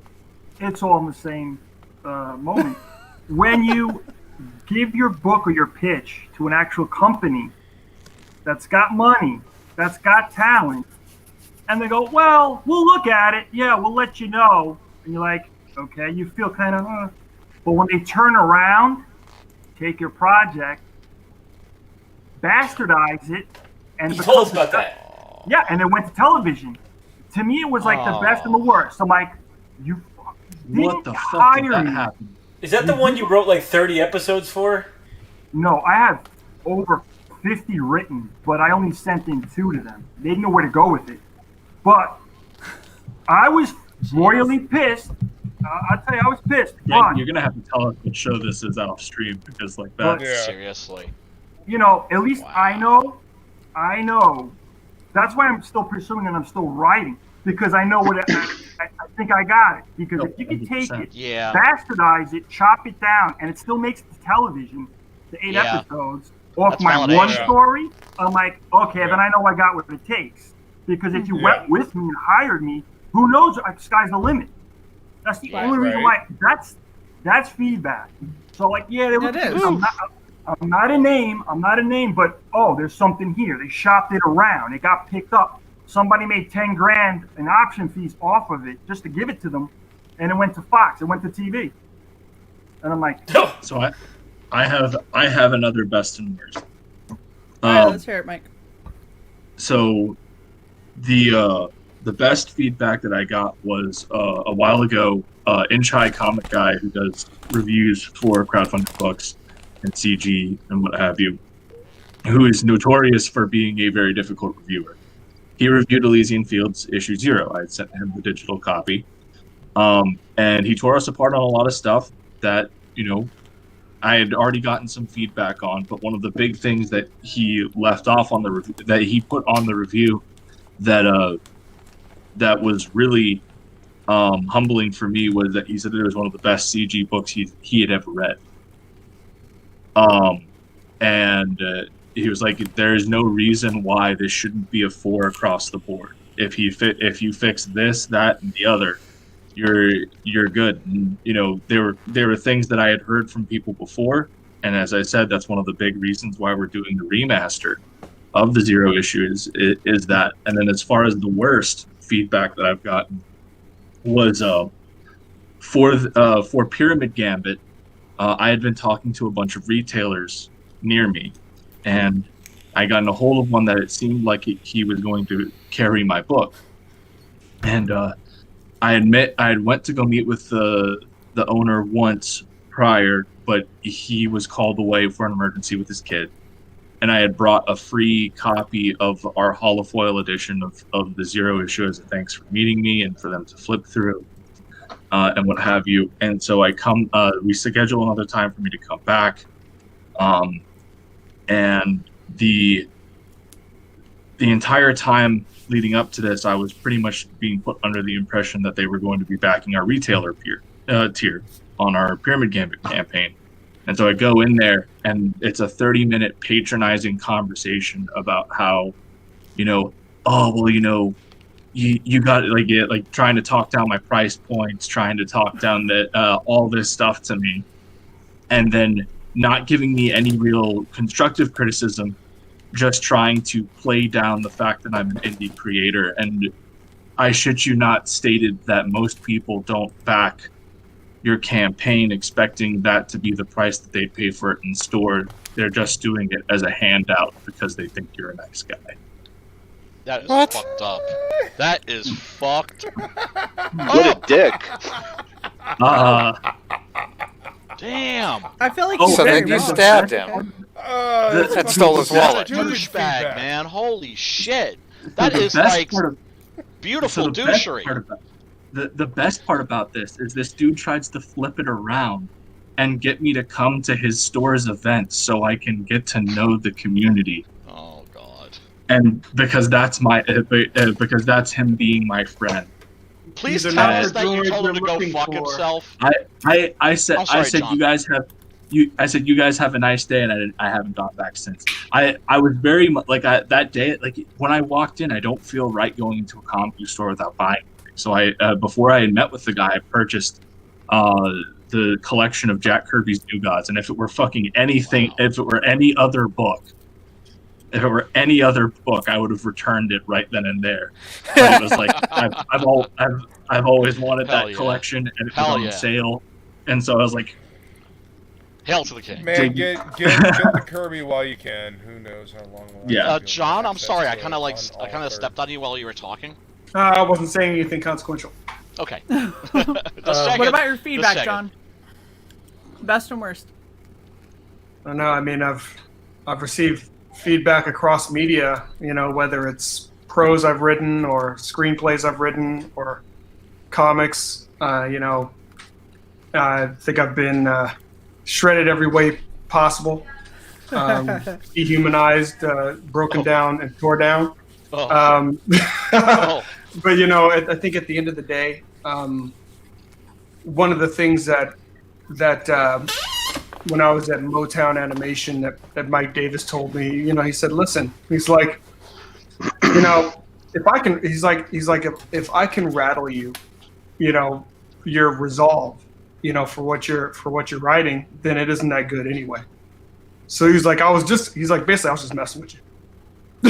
That's fucked up. He's like, I'm just trying to see if I can, if I can, how much I can yank your chain there. So and he said, and the reason why I'm doing that is he's like, listen, you got to understand, and you got to know within yourself, you got to be able to assess, take a step back from what you hear, assess what's valuable, take the valuable parts, and then junk the rest of it. So because he says no one's criticism rarely will ever be pure. Now there may be some truth in there. You need to be able to take the truth. Don't throw out the baby with the bathwater. But he's like, you got to understand, people get tons and tons and tons of submissions, and they're going to reject most of them. They may already know how. You may just hit there at the wrong time, dude. They're not gonna. They say they're open, but they're not. Mm-hmm. And they got to give you a reason for why they're kicking you to the curb. Yep. So you got to realize what's real and what isn't, and you got to stay the course. And I thought that was very, that was very valuable. Yeah, I think the worst feedback that I ever get, and I get it frequently, and the only reason that I say it's the worst is while it's good for the ego, it's terrible for growth. Having friends read my stuff and they just hand it back and go, "Oh, it's good." You're like, that doesn't, like, you didn't say why it was good. You didn't say what you liked about it. And you've given me absolutely nothing to go on. So you just said it's good. And I don't know if maybe you just have issues with confrontation and you don't want to say something because I'm standing in front of you. I said it was good, Shay. I just want to point out that Shay just yelled at me for not giving her that feedback, and now she's saying, fuck you. I was asking how you felt about it. There's a difference between her saying I don't like it when my friends just give me the blanket "it's good" and because they're your friends, and scolding you for coming back with a fucking full on like 5 pages of edits on a poem. It makes me tingly downstairs. No. Constructive criticism is good. Nitpicking, needling is irritating as fuck. Yes. Your writing gave me a naughty touch. Well, like I said, is the biggest thing that I took away from the feedback that I've gotten from like Alex or people that have a similar personality as Alex is that when I'm asking somebody for feedback, I have to be really specific about what stage I am in the process and what kind of feedback I'm looking for. Because if I still feel like things are percolating and I'm still creating and things are really in flux, but I'm just unsure if the overall feeling is even hitting close to home, that's an entirely different level of feedback than, okay, I feel good about what I've produced. I have needled it to death and can't come up with anything else because I've given Alex writings in all stages. And I feel like I'm going to go out on a limb here. I feel like I get at least when I'm ready for actual feedback and I send it to Alex and I say, okay, this is what I'm looking for. Like, this is what I've thought. This is where I am with it. Go. And they come back and say, this sounds like it's a little bit ridiculous. And I'm like, that's a good point. How can we fix it? And it becomes a conversation and a back and forth as opposed to, okay, this is a piece that really, really matters to me. And it's about 50% done. And I just want to know, like, what are your initial thoughts? And they're like, well, on line 4. And I'm like, bitch, not what I needed. Yeah, you want something more. Tell you want me something more general. Like yes. a good, like what I really appreciate is when somebody gives me one word, right? Like for my very first issue of Six Gun, my very first comic, I gave it to somebody that I knew would just be raw, and he read it, and he was like, I was like, so what did you think? And he said, confident. I was like, okay, I can work with that. Right. You know? But that's Like, the thing is the word place to good is one of the worst things that you can tell a writer. Fine. Or interesting is the vague. worst. No, Interesting yeah, is fine. the worst. Yeah. It's fine. It's the same thing when my wife is interesting. mad at me. If she says fine, I'm fine. It's quite adequate. If she says Adequate. Fine, you are That's totally real talk, talking. Gib. That's real talk. Yes. Adequate. No. Adequate, It is- satisfactory, passable. Okay. If you These get are all someone failing saying words to me. if you get someone saying interesting to you, it means they do not give a shit about anything that you showed them. That's very Absolutely. true. Well, it could the also worst mean word. that the story What? didn't really impact them in any way, shape, or form, so they have no idea, no impact. So they're Yeah. just like, Sure, sure. it was Yeah. interesting. Yeah, it didn't elicit okay, any kind okay. of reaction, Say about it. positive or negative. I object because as a very methodical, scientifically minded person, interesting is an actual descriptor to me. You don't want me to say Fair. this is not interesting. Fair. So here's fair. the fun thing. Okay. You have It's better to than saying it's complete know bullshit. you have to know the language of the person you're asking feedback from because Alex Yeah. says interesting to me a lot, and the amount of times that lot. I'm like interesting means either you legitimately thought it was somewhat interesting, or it can also mean how do I tell you nicely that really fucking sucked. Right. Because that's usually where I go with the word interesting, and so we've had to reevaluate communication. Interesting, I'll say Exactly my intriguing. point. When I use interesting, yeah. it's like when someone tries to say, "Hey, listen to this song." It's not my genre, and it's interesting, but I had. If someone plays you something like you don't necessarily like, let's see, it's country western. I don't listen to most country western outside of Johnny Cash, and like, do you like this song? I'm like, no, or I'll just say it's interesting, but it's just not my cup of tea. And sometimes when I come across certain writing that way, I feel the same way. Maybe it's the subject matter, maybe it's the introduction to the prose, and I don't want to go into that like here's how I would write it phase because you can't not do it in the back of your head because you're trained to. You're a writer. That's what you do. Yes. So when you try to get feedback, focus on like feedback's supposed to be like the positive. Critiques are supposed to be like what you don't like, and like, they're not asking for critiques. So if they're asking for what you did like, try to do your best. And if they ask for critiques, then give it. So. Yeah. And here's my thing. I use interesting as like the placeholder. Like, please hold. Interesting is formulate. Interesting is I'm like still this. processing. Yeah, this I'm has still not turned processing. me I'm still off. thinking. Yeah. Okay. This has engaged the thought process. I need more time. So Okay, well, like out here in Portland. oh God. Sorry. So if No, you're like you finished your statement. Out here in Portland, that was it. like let's say someone comes up to you at a store signing or whatever, and They're throwing blood on me. Okay. Yeah, exactly. Yeah, if you get that's interesting from either a fellow professional or someone who just paid for the work, it means that they're scared of confrontation and they thought it was terrible. Yes. And that's where that's my default. If somebody says something is interesting, it's that, and a lot of that's probably comes from what your interactions with people tend to be. I'm loud, I'm brash, and I'm a giant. So usually people are afraid to tell me something that they think is going to upset me. And so I'm used to somebody using a term like interesting as a way to be like, please don't murder me. Like, it's usually how that goes. Right. And so I have to recalibrate when I'm talking to somebody like Alex, or just like Wolverine said in the chat. Wolverine is very similar in that editor mode is really hard to turn off. So if you have Wolverine read something, he's going to come back as an editor, just like Alex comes back as an editor. And so you have to go, okay, I realize that I'm going to have you read something, and it's going to come back getting torn apart. It's the same thing, like, if I send something to Will, I expect Will to come back with, here's what I liked, here's what I didn't like, here's why, here's the background, here's what this made me think of, and like a full fucking picture of the entirety of his thought process, because that's how Will is.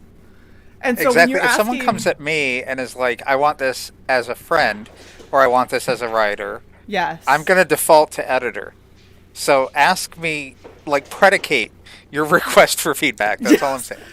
Exactly. And that's the thing, is I think that one of the biggest parts of feedback is when you're somebody asking for it, you have to know who you're talking to and what you're asking for. Because if I'm asking for hardcore edits, then there's certain people that I will go to, because I know that they will tear it apart. And that's usually what I end up looking for at some point in my writing, is I go to people that I know are going to shred me, because I want to see what they pick up on and what they think is wrong. But if I want somebody who's going to read something and go, I like where you're going with this, or something along those lines, and I'm just trying to get a general feel or consensus, there's people that I won't go to, because I know that that's not what they normally do. Like, you know who's really good at giving feedback is our mutual friend Adam Lawson, right? He's just a master at it, because he's specific. Speaking of, I actually have to give him feedback on something anyway. But yeah, no, Adam is he's almost like a glutton for punishment. Like, he wants to hear absolutely everybody's thoughts and opinions under the sun, and it doesn't mean he's going to take it all. He just wants to hear everything that you have to say, and then he's going to go, okay, I've had 4 people say the same thing about this one area, so that obviously needs some kind of work, or this is somebody who should be my target demographic and they seem to really not like this.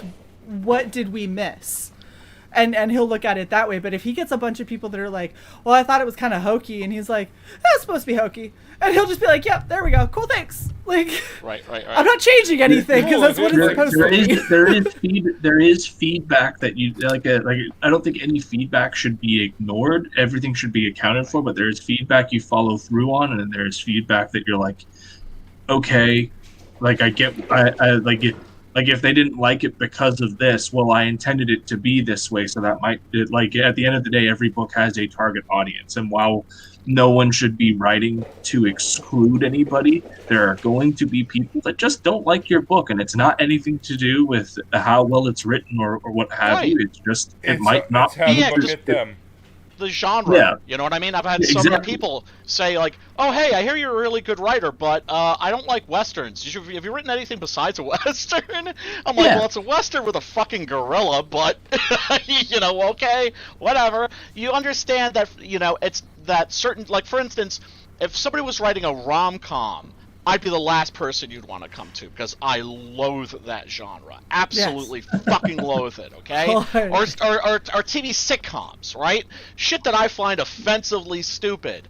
I'm not the target audience, so I'd be like, don't even show this to me, because I know I'm not going to dig it just because it's in a genre that I find utterly repellent. You know, I have a lot of people that are like, you like rom-coms, right? And I was like, oh, I despise them. And they go, yeah, but you said that you watch blah, blah, blah. And it's like, oh, I will watch them.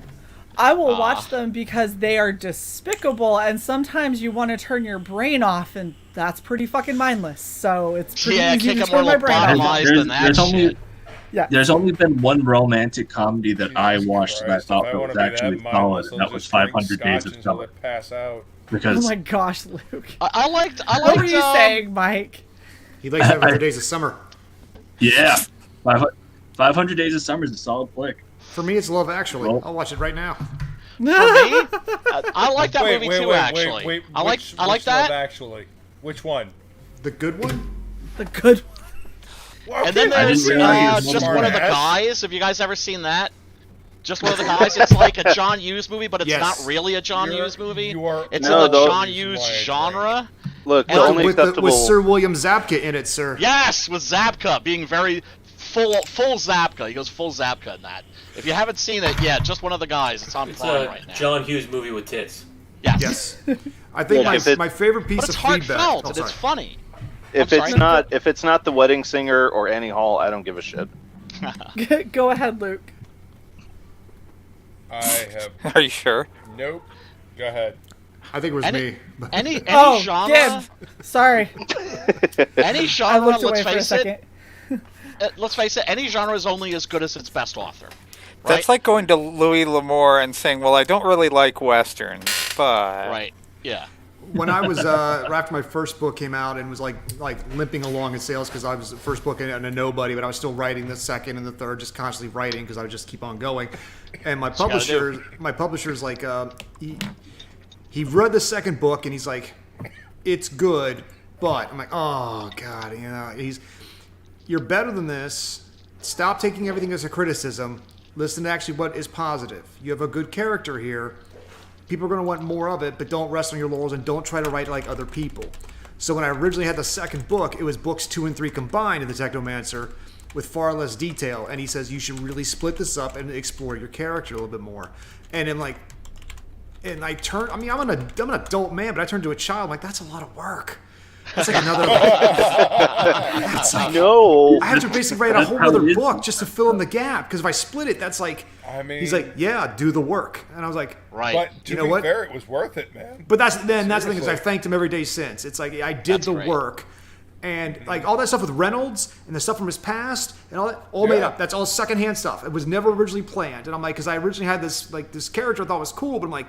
You know what? How can I make him cool? Let's dig back. Let's dig into it. Like everything with Valley, the stuff in the book 3, or the Wild Hunt, all that stuff. That's all additional stuff because I'm like, but I was so angry. I'm like, I'll show him and I'll write something that's fucking awesome. And he goes, yeah, you did.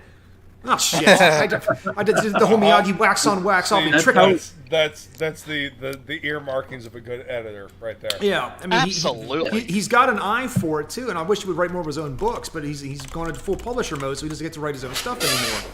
And some people are just built for editing and publishing. I agree. That's very true. You know, some people are very talented at writing, but they are much more skilled at saying, you know what, tweak this, do that.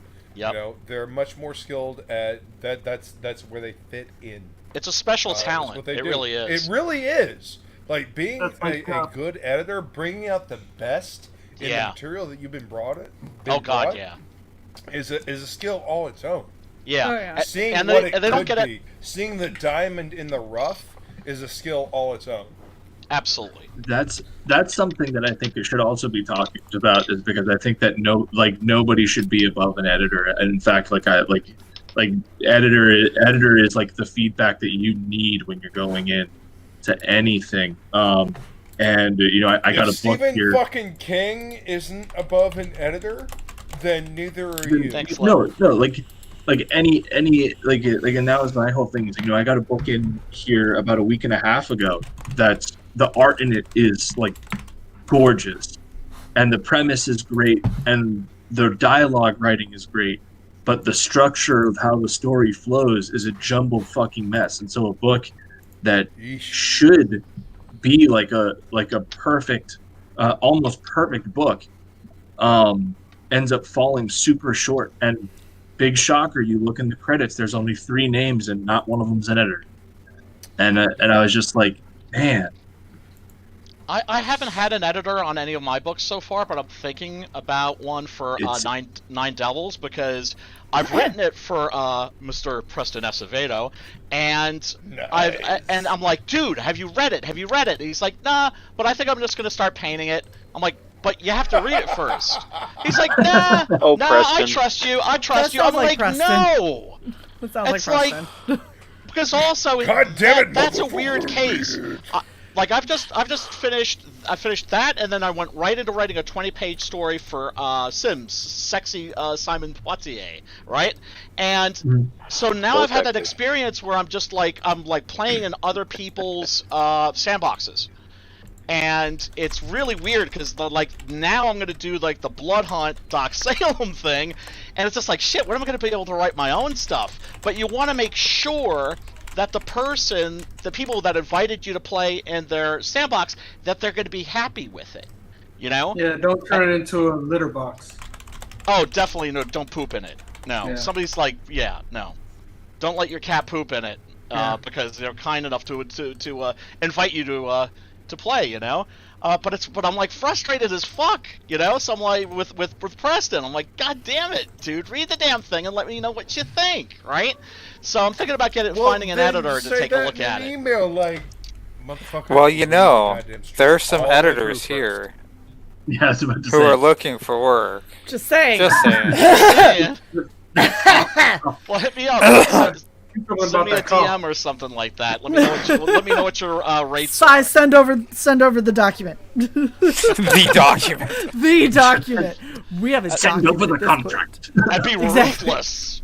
You gotta be ruthless. I want somebody that, you know, but yeah, no, like Luke was saying, it is a very special skill set. There's some people that are just especially good at that. Editors are special. It's a Quote, special quote, mix of I really don't give a fuck about your feelings, but I'm going to, stroke your ego just enough to get you to create this fucking masterpiece that I see in this jumble fuck clusterfuck that you've sent me. But you also that's what a good editor does. Yeah. But also, you as the writer, you have to be able to separate yourself from your work. Yeah. It can't be ego oriented, and I always let artists know when I'm working with an artist, which is, you know what? If you have an idea that's better than mine, go with it. Right? Well, that was gonna tie into my best/worst piece of advice, and it was the worst because it was like a gut punch, but it was honest, and I knew that it was coming from a good place. Way back in 2005, when we were first starting, we were sending mini comics off to anyone who would read them, and Stephen Grant on CBR was still doing his whole hey, send me books and I'll review. Yeah. Yeah, no. So Stephen Grant tore me a new asshole. And his point was ultimately stepping away from your work and being objective about it. He was like, if you walked into a store and saw your book on the shelf and you had nothing to do with it, if you wouldn't pick it up and spend your own money on it, don't ask other people to. Yep. There it is. There it is. 1000% true. Stephen Grant, perfect example. Shitty writer, Yep. absolutely great when it comes to writing about writing. Yeah. Some people are better at teaching than they are. They at are. actually doing. Those who can't And there's teach. nothing wrong with that. Coach. There's nothing wrong with that. Like I said, that teacher that I admired so much back at university, her my God, she was a fascinating woman. I had a little bit of a crush on her, right? Even though she was twice my age, but she had this amazing mind, and so I couldn't wait to read her work, and it was it was horrible. It was boring as fuck. I think one of the best bits of feedback I ever got is in a college course with a very left-leaning, very SJW, drink all the Kool-Aid professor. I wrote a paper completely in reverse of what he thought and felt, and I got him to have to agree with me because of how well it was written, how well it was supported, all of the points that I had made. He was like, it really hurts me to say this. Oh, wow. But you have a very valid point. And I was like, booyah. I am happy now. I could get a D fucking minus in this class. I forced you to admit in a paper that directly contradicted every last fucking bullet point that you made on this topic. But that and I did so well that you had that's strength of writing. Yes, I was like, also a character to admit it. Do you know what I'm saying? Yes. And I think that because it was in a psychology class, that should so be commended. No, he was a great teacher. He hated when we had discussion boards because it was a psych class, and I had a problematic viewpoint that hurt the other people's feelings in my psychology class because I came at psychology from like a neuroscience standpoint. Did you microaggress against them, Shay? Apparently, because I talked about when you have something that is fundamentally broken in your brain's chemistry, and they came back with, people with mental disorders aren't broken. I'm like, I'm not saying they're broken. I'm saying broken in the way that chemistry should. Chemical process. It's a chemical imbalance, therefore it is broken. I have a mood disorder. Mental I co-run disorder. Order. No, listen to the fucked up and I need to take language. pills. We have it for a We reason. couldn't call it a disorder because that hurt Jesus. feelings, and I couldn't say that Fuck their brain your didn't work feelings. right because that implied that they were working wrong. And they can't work wrong because they're human beings that matter. I was like, I never said you didn't matter. Order. Yes, you know, Yes. human beings do matter. Yes. That's why, psychiatric evaluation and fixing the Right. There's something disorder. wrong. It's a chemical changed imbalance majors. in the fucking brain. I had to change majors. I couldn't. This is I why couldn't I do it fucking anymore. drink. This is why I drink. I gotta damn run, it. I don't. unfortunately. I've Oh, got- you gotta go, Mike. Yeah, I got on the I right. do. Oh, Good to see you. dude. All right, Michael, take Very care, nice- buddy. Nice meeting you, dude. Thanks so much. Take care. Sign Brian, up I for the think Embrace. Yes, please sign up for the Embrace. And if you guys missed out on Pyramid Gambit, we do have the Kickstarter. That's the deluxe edition that collects Zero Issue and Pyramid Gambit. So we're close to funding on that. So any support we can get on there is great. And Brian, I think I've actually seen you on one of these streams before. We were on one of these Writing Proses a while ago, but then I dropped off the face of the earth for a little bit. I kind of did too. You both did simultaneously. It was Yeah. hilarious. But I mean, it's just like I'm assuming you had your nose down and were like, "Fuck it, am I a writer or a podcaster?" Fair enough. Anyways, I'll catch you guys in a bit. Take care. All right, Peace see out, ya, man. Odin. Thanks for hanging out. Absolutely. Peace, Odin. Happy New Year. Woo! God I damn. I love throwing that out there because I love seeing how many people just get super fucking pissed. They're like, "What the fuck?" I'm like, "I know. That's why I dropped the class." Like, Yeah, no, I finished couldn't. that class out and then went, "I'm done with this major. Can't do it anymore." I had to take a women's studies course. This is like in the early 90s. This is like peak political correctness, right? I took a women's studies do course. Like to study women. But because, like, I was always, like, getting up at, like, 3 o'clock in the afternoon, like, when you could get classes. So I always end up having to take some, like, shit class just to have the extra 4 credits to get my student loan, right? And so I'm like, okay, women's studies, I could fucking sleep through that.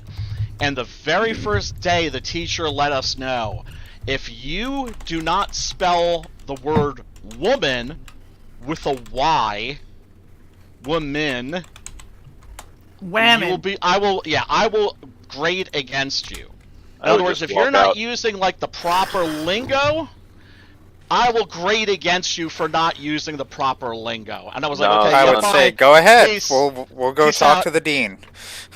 No, Yeah. I'm a person that calls people on that bullshit. I'm like, I'm sorry, English you're- is a thing.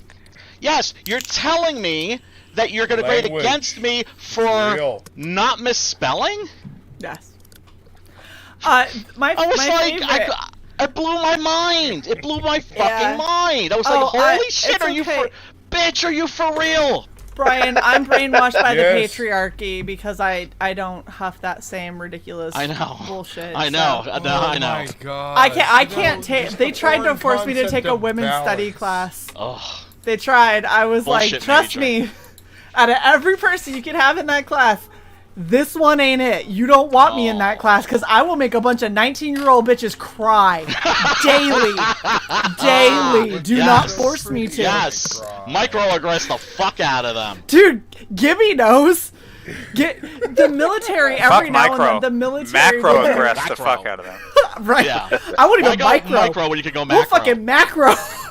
No, every now and then the military will do something like that where they do like a sensitivity training. Oh, God. And I'm always the one that sat there going, how much can my rank take before I'm gonna like be in the shirts office having a discussion about I'm a toxic individual? So I go up to a point and then I go, I now have to remain silent for the rest of this training. I'm no longer allowed to speak. My God. Just like what do you think? And I was like, nope. Whatever the talking point is, that's right. Yep, that sounds great. I can imagine the Considering resentment how that much classes scotch like I've that build. consumed, I'm pretty toxic too. Yeah. Yeah, it's Your bloodstream is toxic. Oh my gosh, I love our chat. Silver says, I study women, where's Dan's book? Frog G. Nice. And Slipstick Wyman? was threatening. Actually, I'm sorry, I gotta bring this up. Slipstick actually made a threat to me that he was gonna mail me the box set of the series Blossom. Yes. And I'm thinking, bitch, I could deal with that. Now, if you send Friends my way, a box set of Friends, yeah, no, I will melt like Christopher Lee in one of those it's old happening. Dracula movies. Ew. I now know how to break Brian. Yeah, man. by the way, That's my Achilles heel. That's how confident I am. Gib, I'm waiting for your feedback on my writing so that I can cry. Okay. Brian wants everybody to send him friends. Alex hasn't had a good cry in he like wants 2 friends. days. I was had a very good cry technical, today. and- no. Yeah, exactly. On Exactly. chapter 2, line 3, Have at. I just don't want to hear the words worthless come out of your mouth. no, it's not worthless. I mean, what I've read is it's. When I say the word interesting, I'm not saying it in a pejorative Oh, sense. you're interesting. No, because I was never a giant fan of the 100. I watched season 1 and season 2, and I kind of fell off after that. But so like Didn't the waste my characters, time. the characers don't have as much empathy for me as they do for you. But That's the when I stopped style- watching too, by the way. And but the style in which it's written is, I find, compelling, and I would like to see various things. But we can go into that at a different time. So, but I do have to run, unfortunately. Yes. Nice meeting you, sir. Thank pleasure you to meet so you, much too. for hanging out. Hey, Larry. Gib. Oh no, always. Thank you for having me. I appreciate it, and hopefully do it again next week.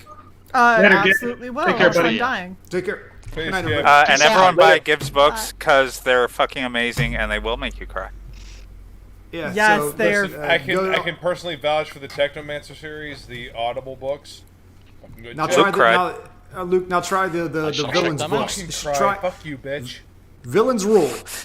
Try Villains Rule. Let me know what you think. Okay. Yeah, Luke, Listen, I think listen, that's up you're your alley. responsible for my current cyberpunk kick, you bitch. Because Dude, I listened and to your book, the and then worst part listened is to it's like- Electric Church, and now I'm listening to Hardwired. Like, no, I mean, awesome. it's ridiculous. One of my friends wrote one, Brian, I'm blanking on his last name, but the book's called The Immorality Clause, and you'll check that one out. It's Ooh. pretty good. Yeah. I've seen that one. All right. Yeah, it's I'll check that one out. it's a guy we came up in indie publishing together, so he's a good dude. All right. Good night, everybody. Yeah. Night, Good Gib. night. Good. Take care. Cheers. Oh man, I'm afraid I'm gonna have to boogie as well. Try to get some work done. I gotta See finish what that y'all fucking started?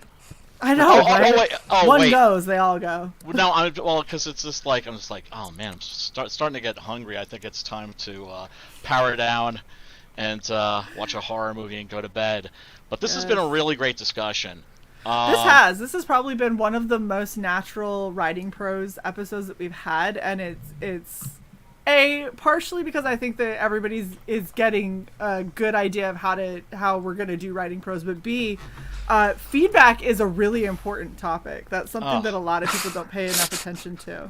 And actually, you know what? Before I split, I forgot one thing I forgot to bring up is right now. You know, there was that episode of The Mandalorian where it looks like Disney, who is hemorrhaging money, they're gonna go towards like the cool Star Wars revival, right? That's feedback. Ooh, right? Good stuff The way that people went actually wanna fucking watch. nuts seeing that Luke Skywalker scene, that was, I mean, my God, that said it because I mean, we can always think of the money that we're getting from people as feedback. If people want to keep reading your stuff, that's true. As opposed to not. And so far, I've been lucky. I've critics and everybody's been really, really nice. But anyway, cheers to you, Shay. Can't wait for your Kill Journal story. Next month, he told me next month is when mine is getting released digitally for everybody. So awesome! Hell yeah, I got I hope mine. you guys like it. Oh gosh. It'll be alright, sister. It'll be alright. Don't worry. Look, I like what I did. I'm proud of it. I like most of how it turned out, and so. Here's what she's gonna do. She's gonna bury her head under a pillow and be like, "Read the reviews. What's everyone saying?" No, don't tell me. Oh God. Wait, don't tell me. I don't care. Okay, well, you know what's funny? Tell me the good ones. I don't want to hear it. Is there one good one? Like, I had the attitude, like, when I put my first comic out, I was like, man, fuck the critics. If they don't like it, like, whatever. But deep down, I knew, I was just like, what are the critics saying? What are the critics saying? Yeah, exactly. Yeah. She's going to be like, I can't help read it. one to me that's not written by you. Yeah. But I'm sure you're gonna, once you start hearing the great reviews, then you're going to be like, oh. But remember, you have to stay humble. Yeah, trust me, that's not the self-deprecation is strong with this one. Never mark yourself, as the pro wrestlers say. Peace and love, everybody. Talk to you soon. Have a good night, Brian. Everybody. Anybody else have to go, or can we still talk about feedback for a bit? No, we need to go pretty soon. I gotta go in like 15 minutes. Just gotta leave. All right, all you fuckers just leave. We understand. All right, does anybody have any other like final thoughts on feedback or best and worst or anything along those lines? Well, since I never actually got to respond to the question, Shay, since you called on everybody but me for the last 2 hours. Yeah, me too. So go ahead. I heard her call on you. No, you didn't. I'm looking at you. You're making it. Anyway, will you talk? Fucking talk, exactly. It's funny because my preview of Shay is just frozen with her mouth hanging wide open. You got to learn who the assholes are. You got to learn that filter on feedback, because there's always going to be somebody who just hates everything that comes out of you, but they're not going to go away. They're going to hang around. I had one person that literally, the site I post my writing on has warnings for what you're including in the story, and then it was there since chapter 1. Chapter 17 comes, and I finally cover that scene, and they're like, that was just gratuitous. I'm like, bitch. It literally has the warning. Yeah, they said I was writing torture porn, and I'm like, no, here are 10 stories that I've read that are torture porn. Yeah, exactly. But no, I'm like here are 10 examples of some of the most beloved stories within this genre, of things that are much closer to that mark, and they're just like, no, that was just uncalled for. How dare you? I finally you. Yeah, how dare you? I'm like, Greta? No.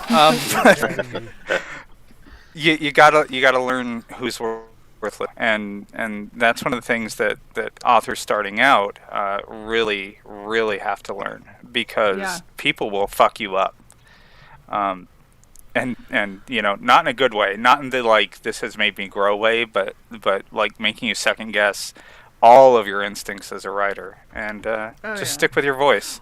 You might need polish, you might need some direction, but stick with your voice. That happens in a lot of areas, though. Like, people don't realize when you're streaming. I had a YouTube channel over a decade ago, and we used to do like game reviews and shit like that. And I had one person who came up and he was like, I don't get why people are so like flocking to this chick. She's got fucked up teeth and blah blah. I'm like, just like all kinds of just like really just fucking mean shit. And that shit fucked me up for like 3 months. For like 3 months, I was talking to people. I was like, "Hi, how are you doing?" They're like, "What is wrong with you?" I was like, "Apparently, I have fucked up teeth." I was just like, I can't handle it.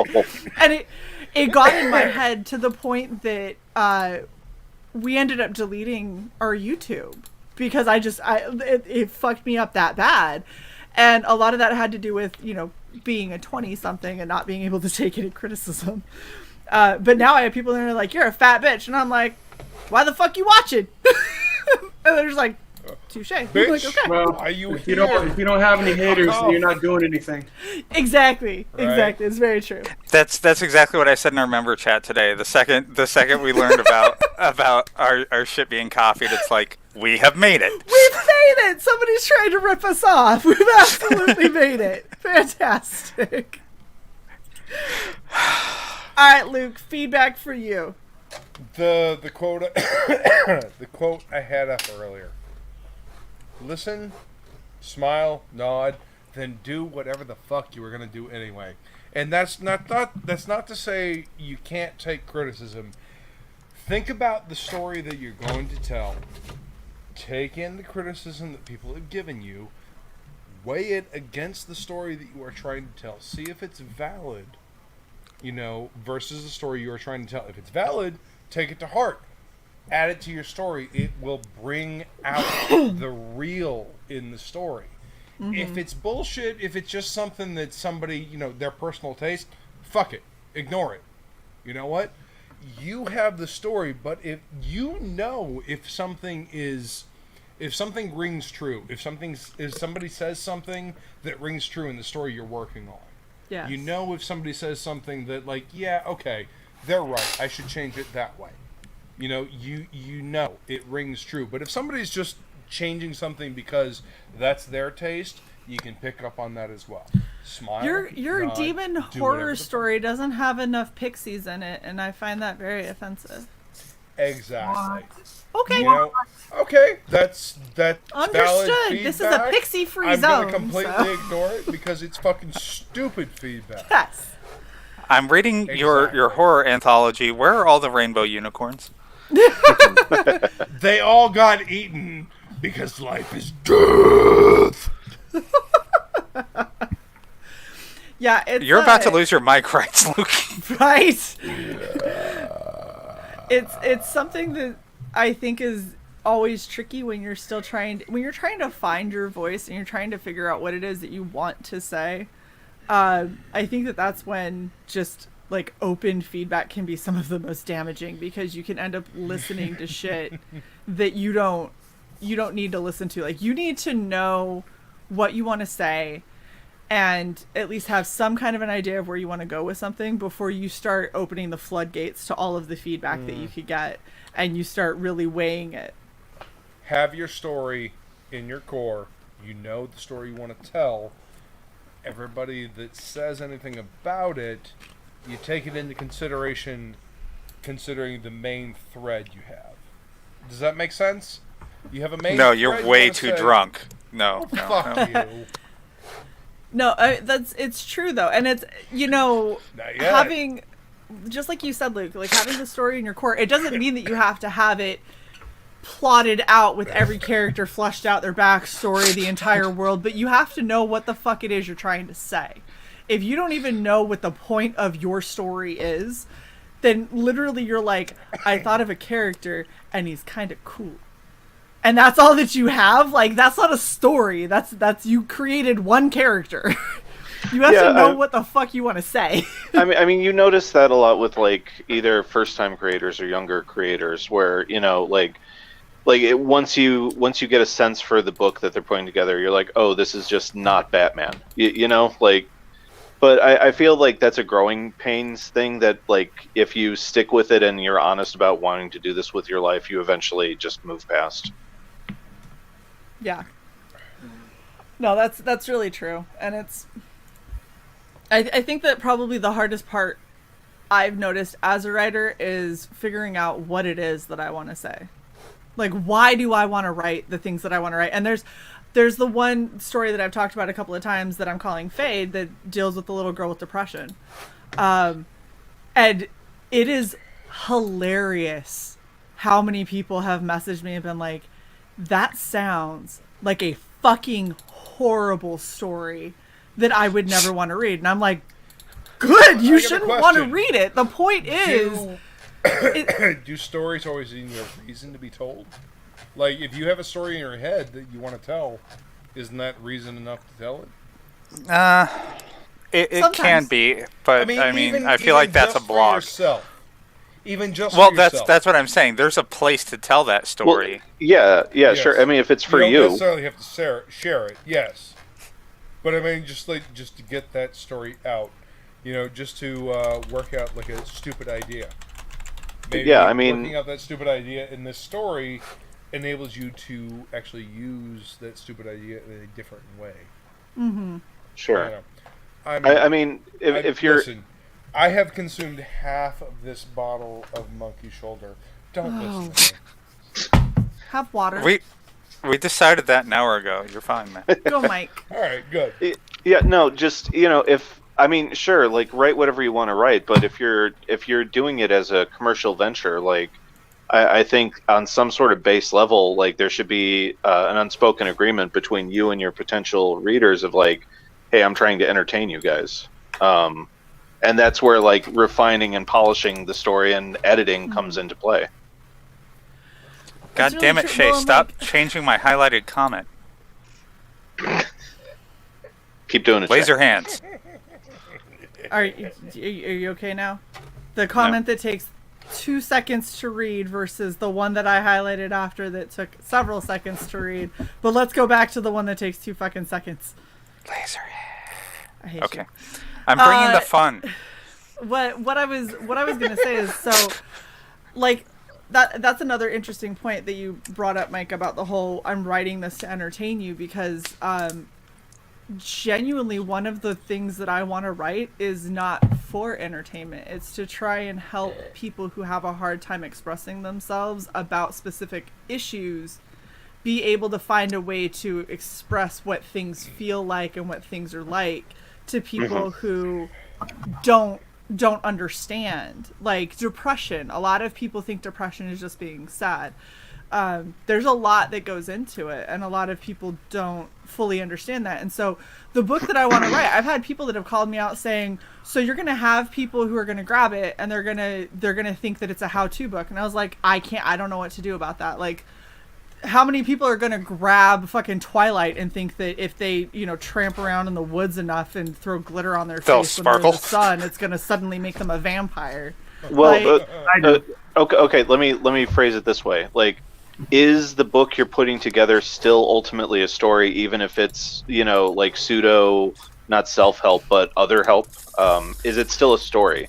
It is a story, and it's for a type of entertainment, but it's not so much. The point isn't necessarily like, it's not a feel good. It's not for you to read something and be like, wow, I feel happy and bunnies and fluffy and whatever.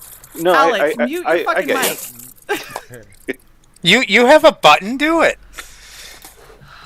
You know what? I do have a button. I have a better button. On our stream, bitching about people and their mics and sitting here with a bag like just fucking hell. Anyway, I mean, sure. Then ultimately, like, the emphasis isn't necessarily to quote unquote entertain. Yeah. More so than to, like, help people. But the fundamentals of feedback and editorial still applies, because you're still trying to refine what it is that you're trying to get across to people in order to help them out. It is true. Like, there is still an audience, and it does still have to resonate with that audience in order for it to have its purpose. Sure. Even if it's not necessarily the same, like the way that we would normally do a piece of writing, where you're like, I want people to read this and feel happy and joy and have escapism. Right. And the goal is entirely different. There's still an audience that you're trying to reach, and if you totally miss the mark on that, then your writing is ineffective. Sure. Sure. I think that's another important part. Like you're saying, you have to know what your goal is with it. Yeah, and again, that just I think it comes with maturity and doing something over and over and over again. But in this case specifically, as it applies to editorializing, it's about surrounding yourself with people who know what you're actually trying to accomplish and can pick out when it's not coming across properly. Yeah. Well, you also have to have people that are willing to tell you when you're not. Well, yeah. Don't surround yourself with yes men. Yeah, that. Well, and that's another thing is like, so for something like that, the people that I'm going to ask feedback from are a very different collection of people than I would ask for feedback for something like Laser Hands. Like the ridiculousness that, you know, our members thought up in a back chat room. That's just pure ridiculously stupid fun. That's going to be has amazing. A bunch of call outs. Pure And it's going to be ridiculously hilarious. awesomeness, I think is what you meant to say. Anyway. Awesome stupidity, yes. I got a question. The feedback you're asking for, it's before you release the project to the public? Or... Because I wanted to tell people, maybe if you release your project, I would advise don't always go by number of sales as feedback. Because there's politics involved, there's marketing, there's fame, there's a lot of factors to that. So don't get discouraged if you're not hitting numbers you want to hit, because you have to promote your book. There's a lot of factors that go into that. So I just want to drop that for people. Like, don't just look at the numbers or judge a book.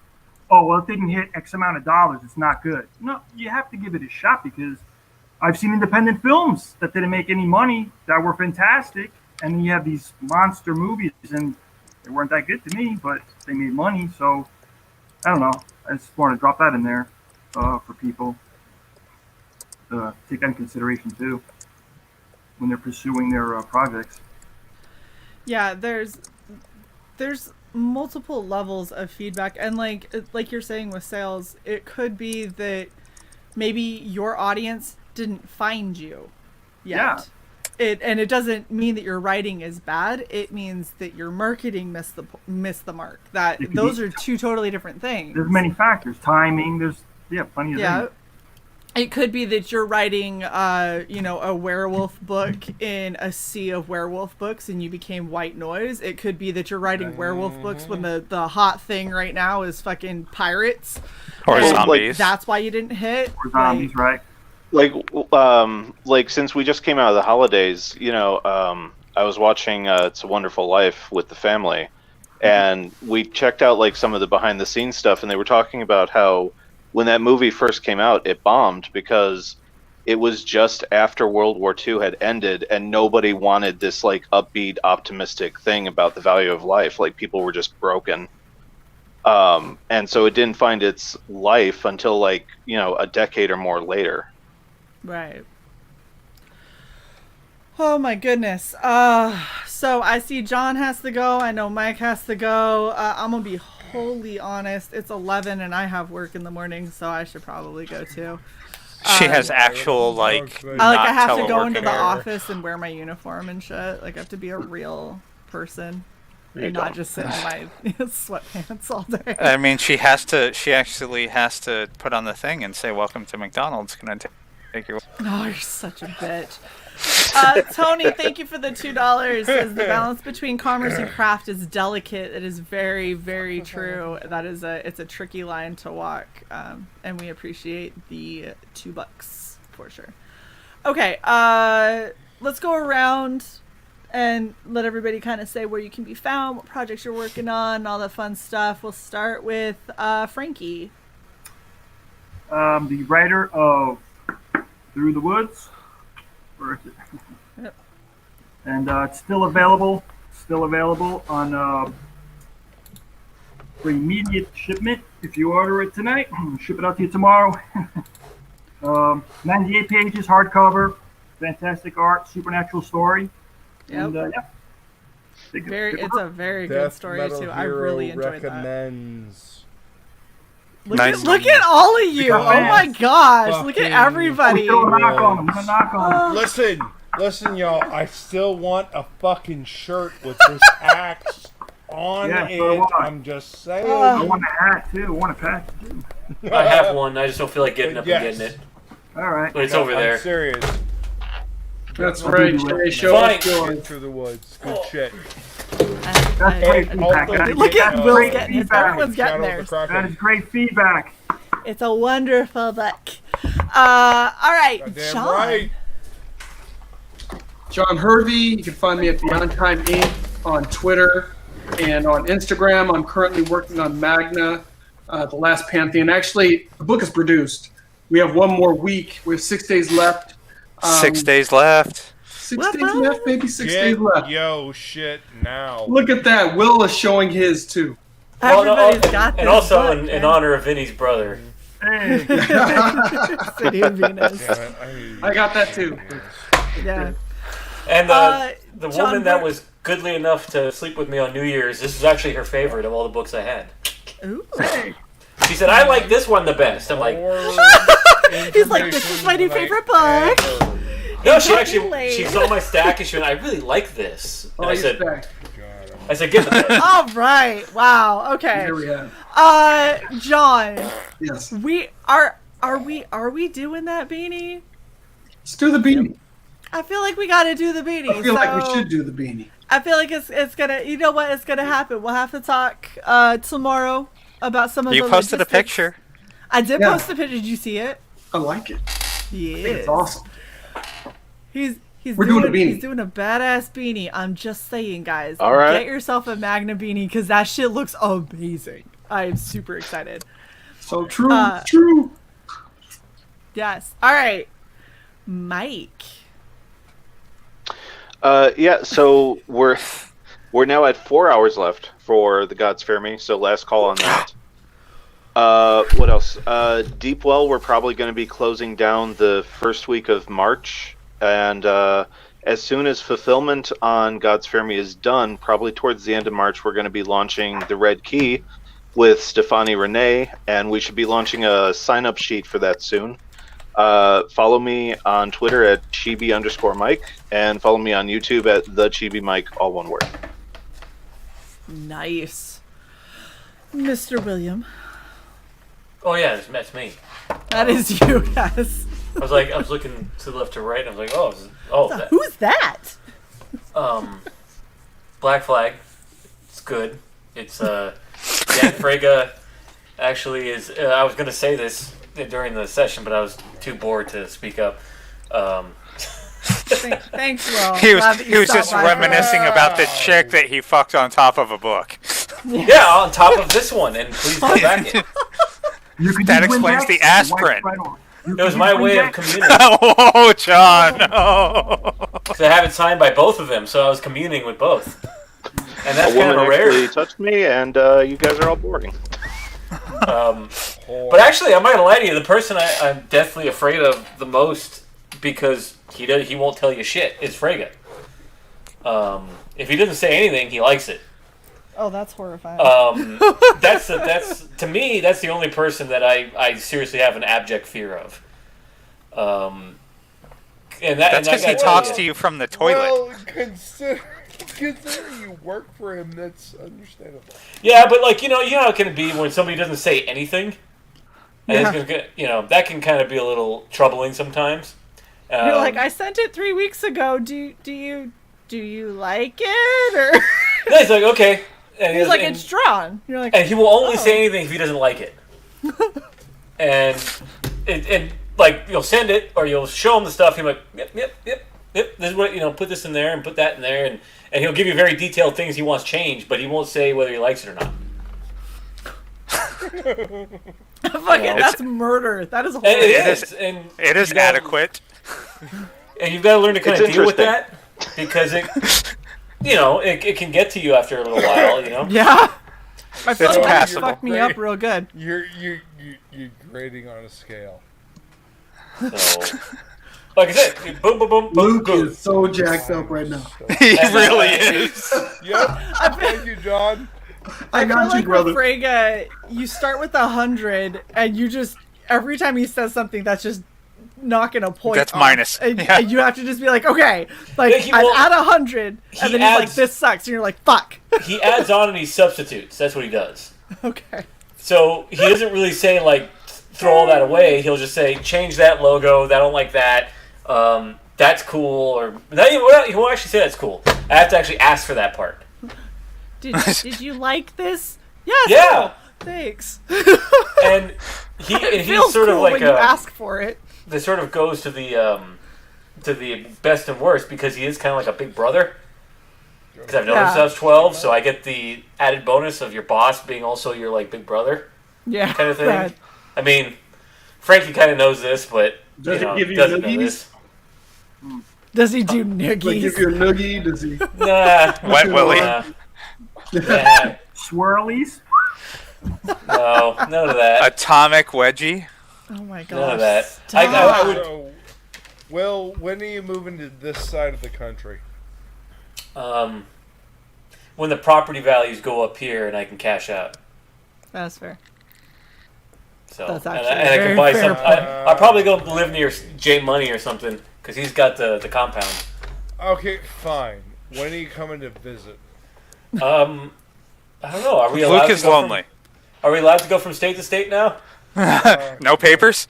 Yeah, no papers. It says, have you put the suppository, up your ass, for the coronavirus? You know what? You two bitches make me hate reality. Microsoft implant yet? Yeah. Have you got like the Scully implant in the back of your neck? Do you take it out, you'll die of like horrible cancer? Okay. Oh, that was all right. that was the nose. Way off topic. Luke, would you like to go ahead and say goodbye since we're trying to end the stream? Go get Black Flag. It's going to be pretty good. There you go. Your suffering will be legendary, even in hell. Luke. Who haven't we covered, Shay? Luke. Where'd she go? Is that from Event Horizon? Listen, no, it's actually from Hellraiser. Oh, this yeah. bottle was full when this stream started. So I That's- blame every single fucking one of you. I hardly talked on this stream, so you can blame Shut me. up, I don't care. Anyway, there will be a new sing-along of Doom soon. I am very drunk right now. Hey, where's topic list tomorrow? Topic list is probably On Luke's my channel. It's going to be by my balls. Hopefully not, because it's a very terrible place. Well, I just wanted to see if you would actually hear that. Hit the like button, share, subscribe. I will be doing a sing-along of Doom soon because, I need to. Anyway, I'm drunk. Monkey Shoulder. Were you asleep for half the stream? Fuck you, shut up. Because you got those glasses on and I can't tell. Okay. Topic list tomorrow night. I promise Yes. I won't be quite as drunk as I am now. He doesn't. Okay. He doesn't have as much left as he. Yeah. Alex. He's over 50%. I've linked all my social shit in the chat. There it is again. Doing lots of stuff. Doing this stuff for you. Did you skip over Steve or John? You mean this fun shit? Did we skip over John? No. Yeah, like I could have sworn I didn't hear John. 6 days left on Magna, Beanie, etc. Yeah, Were you not we did paying talk. attention? Did you black out, Will? I love how like y'all on this half- fucking show don't half even a listen bottle to of each other. Monkey Shoulder drunk. And God damn. I was waiting for John, and maybe I just was waiting so much I blanked out. You lost time. It's Oh, okay. right. Hey, Good. hey John, I'm gonna fuck. throw you a Talking link. about Come the hang out bean. with me What and the hell? Jason on topic list tomorrow. Shoot me a link, bro. Yes. If his son allows. He's got his Xbox, season pass. We're gonna have a reckoning. if my glasses are broken and my eyes jacked up, you'll know what happened. I remember. Was there like Wait, does that mean you won or lost? You Probably lost. won, Oh. but with or just paid the price to win. Hey John, do you remember that Eddie Murphy skit where he's talking about how his dad would get drunk and come in and start talking shit and start saying, "You little motherfuckers, you lift the weight and see me a fight with me?" And he's like, "Here's my paycheck. If you could fuck me up, you can keep it." He's like, "We beat the shit out of that motherfucker." Why's my lip all busted up? He's like, "I don't know, Where'd I'm getting my a money bike." go? I don't know, but I'm going to get a new bike. He's like, "What happened to my money?" All right. Thank you all for coming and hanging out. Good fuck. This Thank is you. the longest attempt to end a stream in my life, I swear. Definitely go and check out. Laser Hands, was full. Shay's Anthology. Okay. We're just booting people backstage now. Definitely go and check out Absolute. If you missed out on the first one, the second sign up is out there, so please go and make sure that you get on that sign up sheet. If you have not backed the Kill Journal, go and check that shit out. My backstory is going to hit your inboxes next month. I'm super excited to hear what all of you Through think. the Woods. Yes, Through the Woods. We have God plugged. damn it! Didn't I mute him? Kicking hard.